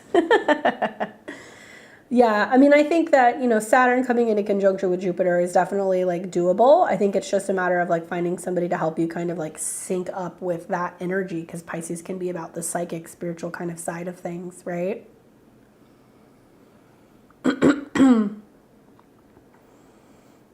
Yeah, I mean, I don't think you're going to have issues. The other thing is you are going to have, there will be a Mercury retrograde that's going to start in Capricorn and it's going to go back into Sag. So it'll retrograde basically in the new year. And when you have like the Sun and Mars and Venus going through your 5th house, even the beginning of January, February is still a very strong period to be trying. So I don't think that there's anything wrong with that. And, you know, if you're thinking about making changes in regards to like your career, Jupiter, Uranus going, you know, coming into contact with each other makes me feel like you need a mentor, you need to go through a program, you need to study something. And then the sextiles that you're going to see to Saturn and Neptune could be you possibly taking on clients.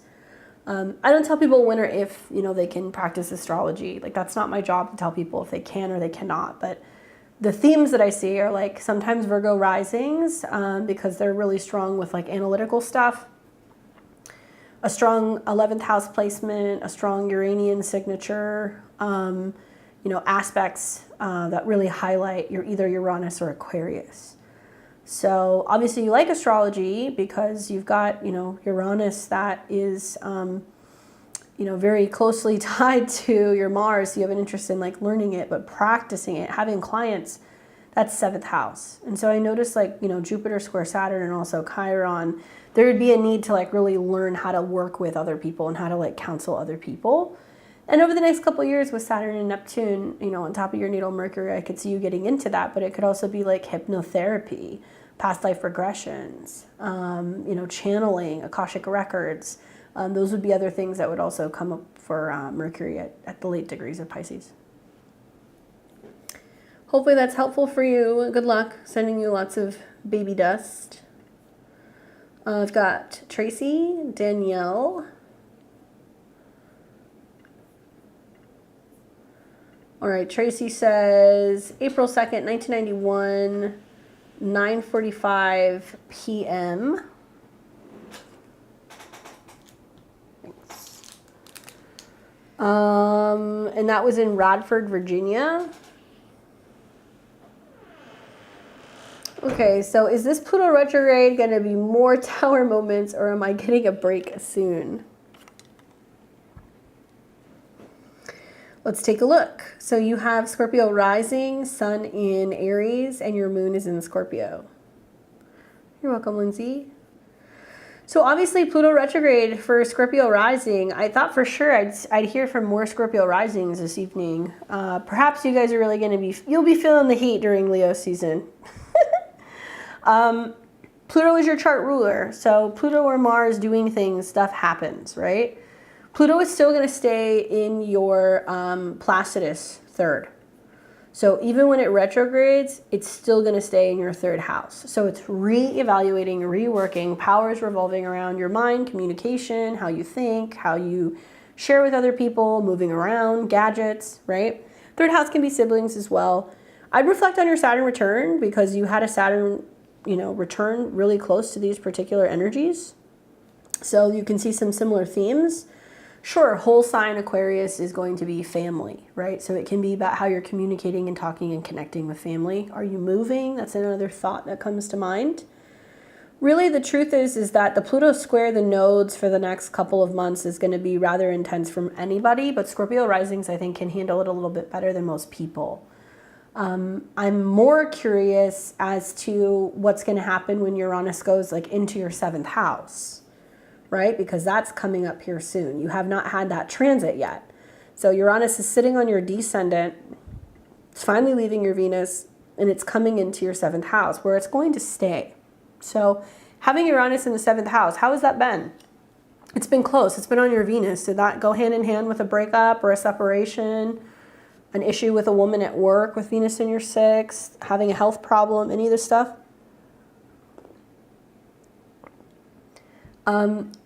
It should get better since now Uranus is no longer conjunct your Venus and it's no longer in opposition to your Pluto. So in that sense, it's going to ease up a little bit. Jupiter Uranus next year will be in your 7th, and that's hitting fast forward with relationships. It's been interesting just to observe. I've got clients who are having this transit right now with Jupiter Uranus in their 7th house who are early degree Scorpio risings, and there's so much opportunity for growth in relationships and the support that you're getting from other people. So the 7th house does not just have to be a relationship or a marital partner, okay? It can be a therapist, an astrologer. It could be an ally. It could be a business partner. It could be a new client. Yeah, Uranus and Venus, when they come together, that's generally a separation. Because you have Venus also in your 6th house, that was an indication of a separation or what feels like a divorce. And you also had Uranus in opposition to Pluto. So the truth is now you're kind of in your healing cocoon and you can focus more on what you want and what you need. There's going to be lots of opportunity for relationships going into this next year. I'm not going to say it's not important right now, but I don't think that that's your focus. I think as a Scorpio rising, sun in Aries, it's how do I develop new routines? What's healthy for me? What do I need to do for me? How can I get myself back on track? How can I be productive? And Aries is active. What's interesting is that you have Aries technically in your 5th. So it's what makes me happy? What do I love? What do I want to create? And I would start there. And I think that that's really going to help you. I know for a fact that because Venus rules your 7th house and it's going to go retrograde in the 10th, it's about really identifying differently now in a relationship, maybe some career changes that happen over the fall. But finally kind of coming to terms with this shift and making peace with having your own space with Saturn in your 4th house. What you will gain from this when Saturn goes deeper into Pisces and it starts trining your ascendant and your moon and your Pluto is you're going to realize that you created your own space, your own peace. And you also created the space for somebody new to come in that personally I think is probably going to be a better match.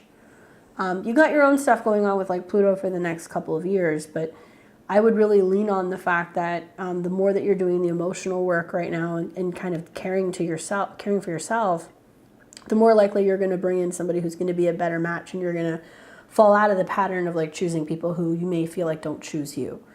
You got a really sensitive Venus-Pluto opposition. So being a Scorpio rising, having Venus in opposition to Pluto, there can be some really toxic, unhealthy relationships or tendencies, right, in relationships that can kind of come up. And so I would just, give this time for yourself. You're going to see that there's all kinds of opportunity for like new creative endeavors, especially when the North Node gets into your 5th house. North Node conjunct Mercury makes me feel like you're going to start maybe writing or expressing yourself differently. And then you're going to see the eclipses come through and the North Node's going to stay in your 5th house until next year. And then what's likely going to happen is it's going to be more so next spring that there's like a lot of new relationship energy that's kind of setting up for you. Mars, the North Node, and the Sun all hanging out in your 5th house. It's like, makes me wonder, you're going to find somebody that you're really in love with? Are you going to start a business? You know, are you going to have a child? That might happen with the North Node and Mars on your Sun. But yeah, I don't think it's more tower moments. It's not so much coming from Pluto. It's more so coming from Uranus. That's really where it's coming from. And Pluto dipping back into Capricorn is more friendly, actually, because it's sextiling your moon. So I would be really giving yourself the opportunity maybe to journal and start expressing yourself differently and really thinking about your emotions a little bit more deeply and how you're communicating and connecting with other people. At the same time, it's also going to be making, you know, some slight trines to your descendant. So positive things, positive things. All right. Let's move on. Hopefully that was helpful for you, Tracy. I've got Danielle. And Danielle, I've got you here July 3rd, 1998 at 1:15 p.m. That was in the Philippines.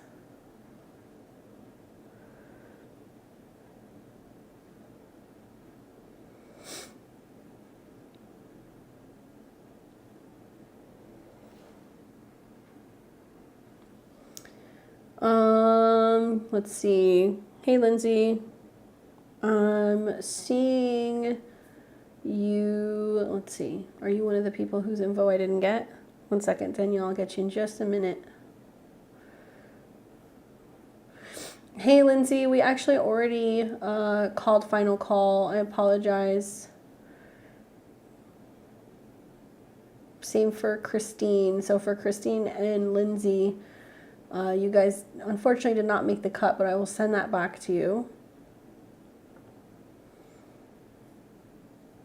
So I've got Danielle, and then we are going to be reading the super chat from Chris. All right, so Danielle says, I have a question about my career finances. I graduated college in 2020, still making my way to personal stability. I've been very 9-to-5 phobic and so adamant that I want to go the entrepreneurial route. I opened up an Etsy shop selling personalized rising sign digital planners in March, and I'm offering animal care services on the side through Rover. I've been practicing my tarot reading on close friends and family for free. I want to continue on this path, but I feel ashamed, selfish for taking my route. Probably Pluto just scrubbing my IC. Thanks for your advice in this situation. Okay, so we've got another 29-degree Libra rising. Yes, part of this is Pluto. So let's put the transits up now. Part of this is Pluto dancing on your IC. And the fact that it's, you know, the North and the South Node are coming into the square. So essentially the next 2 months or so, there is a profound emotional clearing going on. Okay, big clearing. Physical changes in the home, emotional changes, changes with the family. These things can happen. Yes, you're a Libra rising, but it may be beneficial for you to actually be reading Scorpio just for the sake of the Pluto transit, because it's going to leave your 4th house and go back into your 3rd. Okay. When that happens, yeah, you're feeling the pressure because it's in a square to your ascendant or your descendant. So all the emotional home and family changes putting on the pressure on you and also on potential, you know, relationships. You've got Pluto going retrograde and coming back into a square with your moon. And to be honest with you, the Pluto square moon is more about the changes in regards to your career. And the pressure is going on internally, emotionally, and from your home or living situation that's making it challenging for you to do the work that you want to do.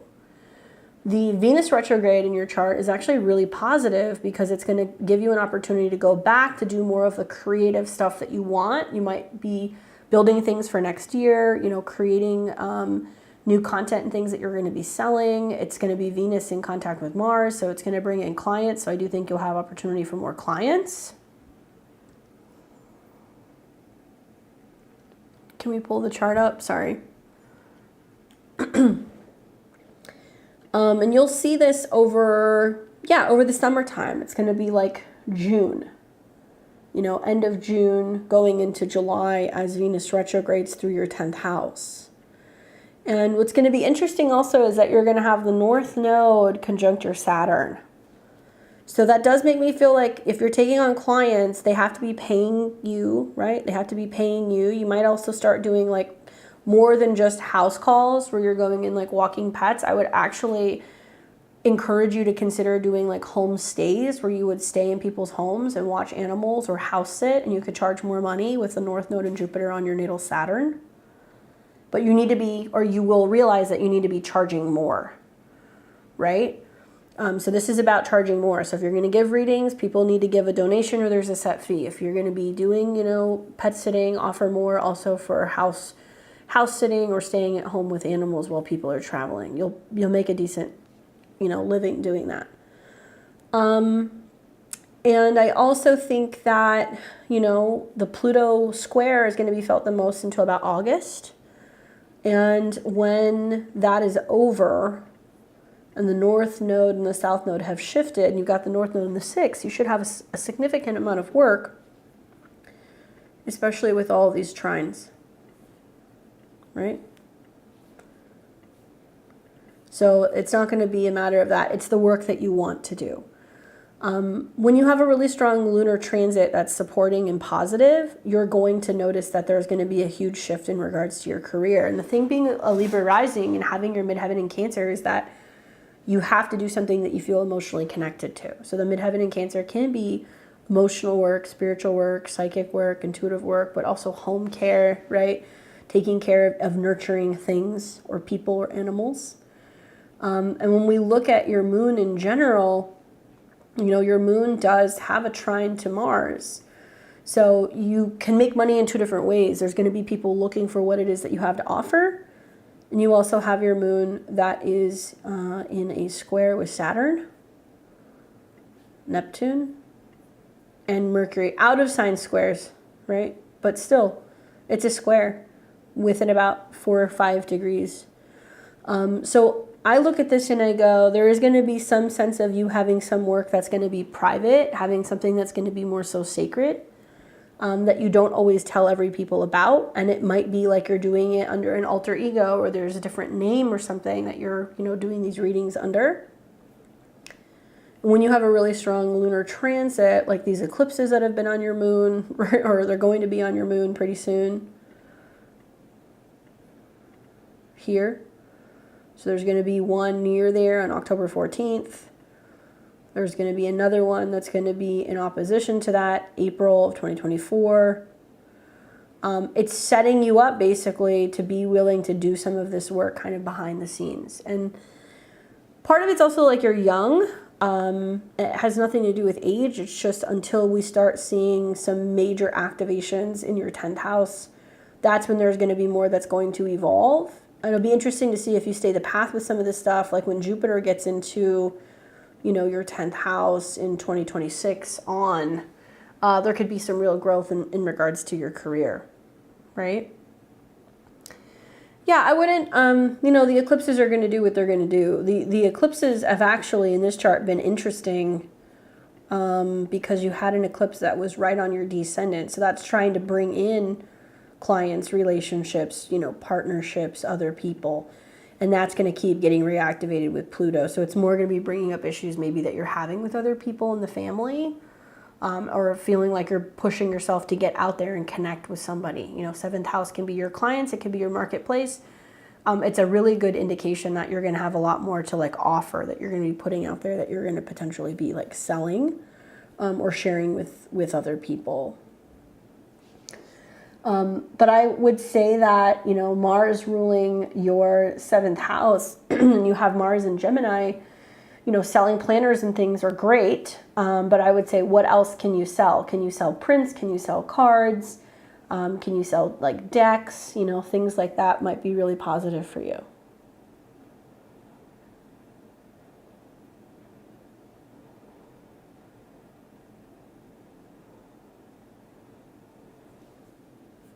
I especially like Saturn being in your 5th and going back and forth over your South Node. You're having to learn to tap into your inner creative resources and figure out what you can create and put out there that's different, and learn not to take less for it. And as you have Saturn on the South Node sextiling Jupiter, you're going to have people who are going to be interested in what you have to buy. Saturn sextile Saturn is like the last really nice aspect you're going to have before you have your Saturn's return in a couple of years, right? So actually this is like learning how to, make the products that people are asking for. Have you considered maybe putting out like an email and asking people what they're looking for? Doing some product research maybe and seeing like what other items on Etsy are kind of going up for sale that are like wanted or needed. Because that would be a good idea. And Saturn in the 2nd house, it means that you create things that are very quality. So, you need to make sure that you're charging for what you're creating. But Mars in Gemini is like cardstocks, prints, things that have journals. Like you can create other things that are blank if you want to do that too, that has astrological signs on it. But having a variation in diversity with Mars and Gemini is really important for what you're going to be offering other people. And it can also be things revolving around lesson planning or travel planning or other things, because Mars is on the cusp of your 9th house. Hopefully that's helpful for you, give you some ideas, some food for thought. Okay, so we have here now, let me pull this up. Chris, you have been the most patient.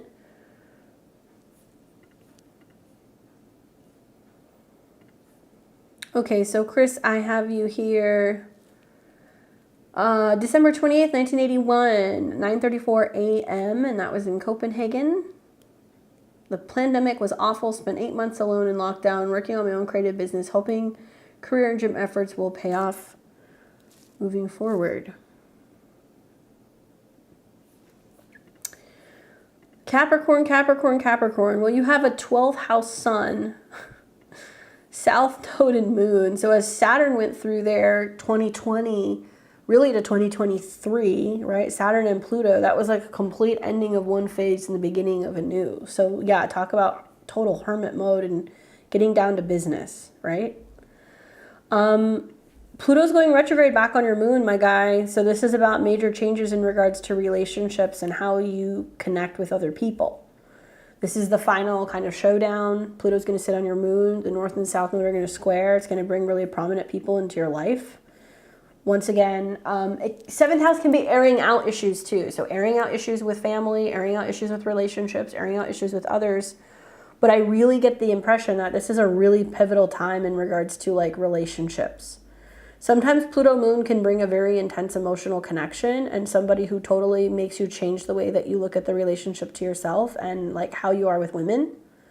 And then you're going to have these retrogrades also in your 7th house as well. So that's some interesting stuff that you've got going on. I mean, yeah, awful throughout the pandemic with some of the transits you had. Yeah. And then Saturn on your Venus, that makes sense. You were born because you were born in the early 80s with that Saturn Pluto in a square to your moon natally. So as Pluto is coming back into Capricorn, sitting on your moon, it's squaring Saturn and Pluto. So it's going to challenge the way that you look at where you're going with your career, right? Because it's your whole sign 10th. But also like your philosophy, like what you've learned from this experience, from this time, away. Having Saturn and Pluto square your nodes also makes me wonder, like there's a lot of relationship karma here of needing to work through things, especially in your Placidus 8th house before kind of getting to the next chapter. It can represent needing to clear karma in regards to money owed, borrowing, spending, lending, things in regards to, secrets in relationships, taboo stuff. That's an interesting aspect. I would question and wonder, like, what's the relationship with your mom like with the South Node Moon and the Saturn-Pluto square?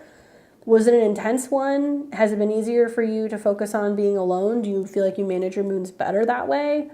Is there some fear of connection with women? Do you feel like you need like space from women in general, or partners, I guess I should say? Something here in regards to that is like kind of getting woken up. And when, like I said, planets square the nodes, it's going to push you with the North Node and South Node square your moon to be more emotionally open and aware of what you need in regards to relationships and partners, and significant people can kind of come in. Being a Cap rising too, just the eclipses, the North Node, Uranus, Jupiter, all going into your whole sign 5th, you're going to see the next couple of years as big opportunity for like self-employment, creativity, self-expression, romance, love, children. And Jupiter coming into a trine with all of your, planets in Capricorn the next year or two is going to also be very nice. I feel like it's going to change, obviously, finances for you. And it's like when you start reaping the benefits and the rewards of everything you've been building. Because it's in your Placidus 2nd house. Mom died when I was 19. I've been celibate since 2017. Okay, so South Node Moon, disconnection, separation from, women, relationships, figures, Moon square Pluto. So it's possible you meet somebody who encourages you to be more so open. I'll just leave it at that. You might meet somebody who's like, why are you so guarded? Like, what's your deal? Like, what have you gone through? And somebody who tries to kind of get you to open up a little bit. And it'll be interesting also to just see all of these planets, like I said, kind of hang out in your 7th house, because it's going to bring such a theme of relationships. So this will be like end of June through September. And when you have significant transits to your moon, that's when relationship things take place. So it could also be your marketplace, what you have for sale, what you're putting out there, connecting with the general public. I would really pay attention to the eclipses coming in Aries and Libra in the fall and the spring of next year, because it's going to be really activating your South Node placement on Pluto and Saturn and clearing out some kind of karma, especially in regards to work. So if you've been looking for a breakthrough, you might find that it's like really happening for you in September, and kind of going in the direction of being able to do more independently on your own or even from home. That seems to be like a really big theme in your astrology over the next couple of years. Let's see, I want to make sure I'm not missing anything here. Gym efforts. Well, Pluto on your ascendant and the connection to the moon is how other people perceive you. And Capricorn is like strong, and, like this is a sign that's associated with Saturn. So it can be about muscle gains. It can be being seen as someone who's like capable of being able to take something on, and the emotional benefits that you get, with just feeling like you look better, or that people are more like receptive of you. Yeah. That'll be the eclipse that's going to be in Libra. But literary stuff in general, October.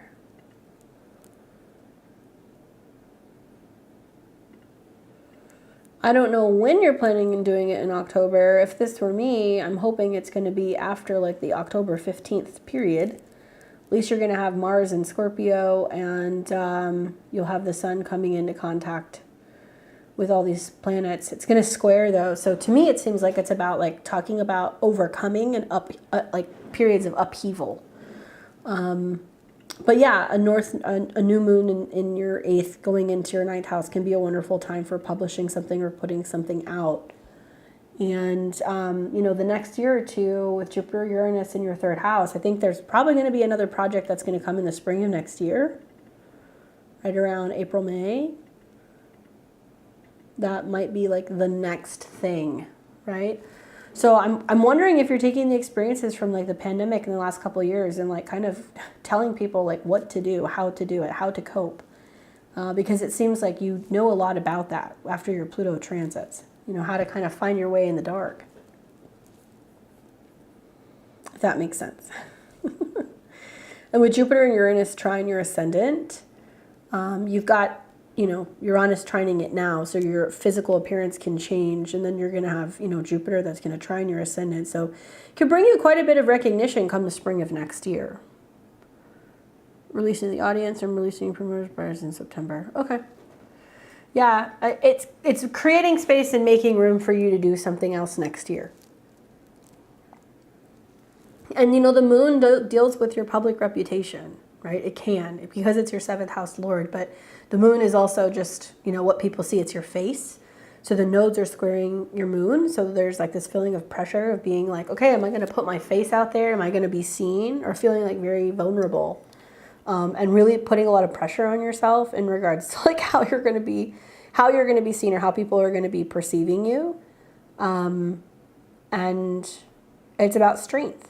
A lot of it is going to be about strength.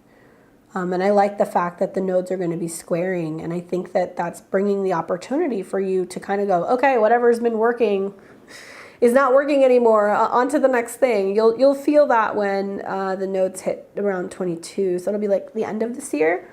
I had that last year and I was like, okay, what I've been doing isn't working. I need to make a change. And it was actually really positive for me because it kind of pushed me out of my comfort zone.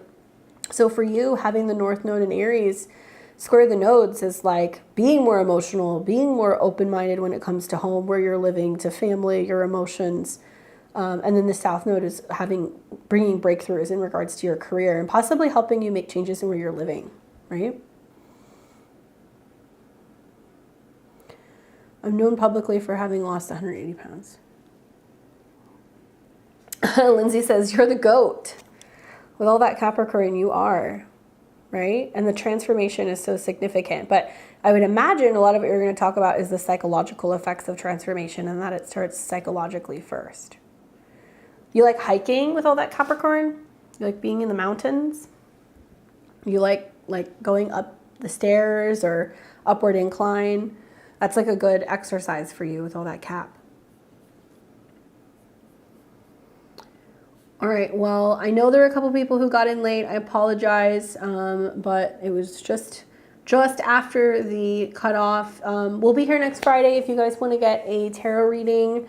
Please do consider liking this stream before we finish. That way we can really get into the algorithm. Anybody who watched this all the way through and you did not get your reading, you'll be refunded. It's for the people who did not include their information, so don't worry, I'll get that back to you. We'll be here on Sunday with Astro Weather. I'm going to talk to you guys all about the new moon in Gemini that's coming. Also, don't hesitate to sign up for my webinar. Tomorrow's going to be the last day if you guys want to sign up for my webinar on the Venus retrograde in Leo.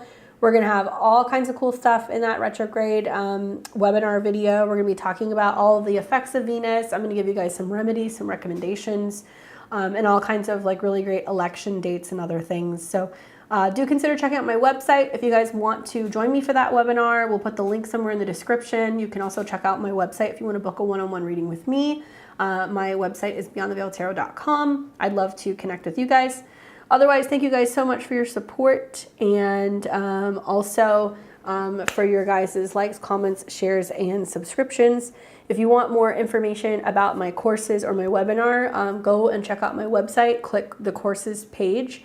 You're going to see courses that are beginners, 101 tarot and astrology, as well as 201 for making predictions with transits. And then you'll also see my webinars. And there's a full description. It talks all about what you're going to see. It's going to be live on Sunday, 12 o'clock Central Time. If you guys can't make it, you'll get a playback link. And you'll also get an attachment for PDFs so you guys can have the PDFs as well. Okay? So hopefully that was a good one. Thank you guys for spending Friday with me. I will see all of you guys back here on Sunday. Take care.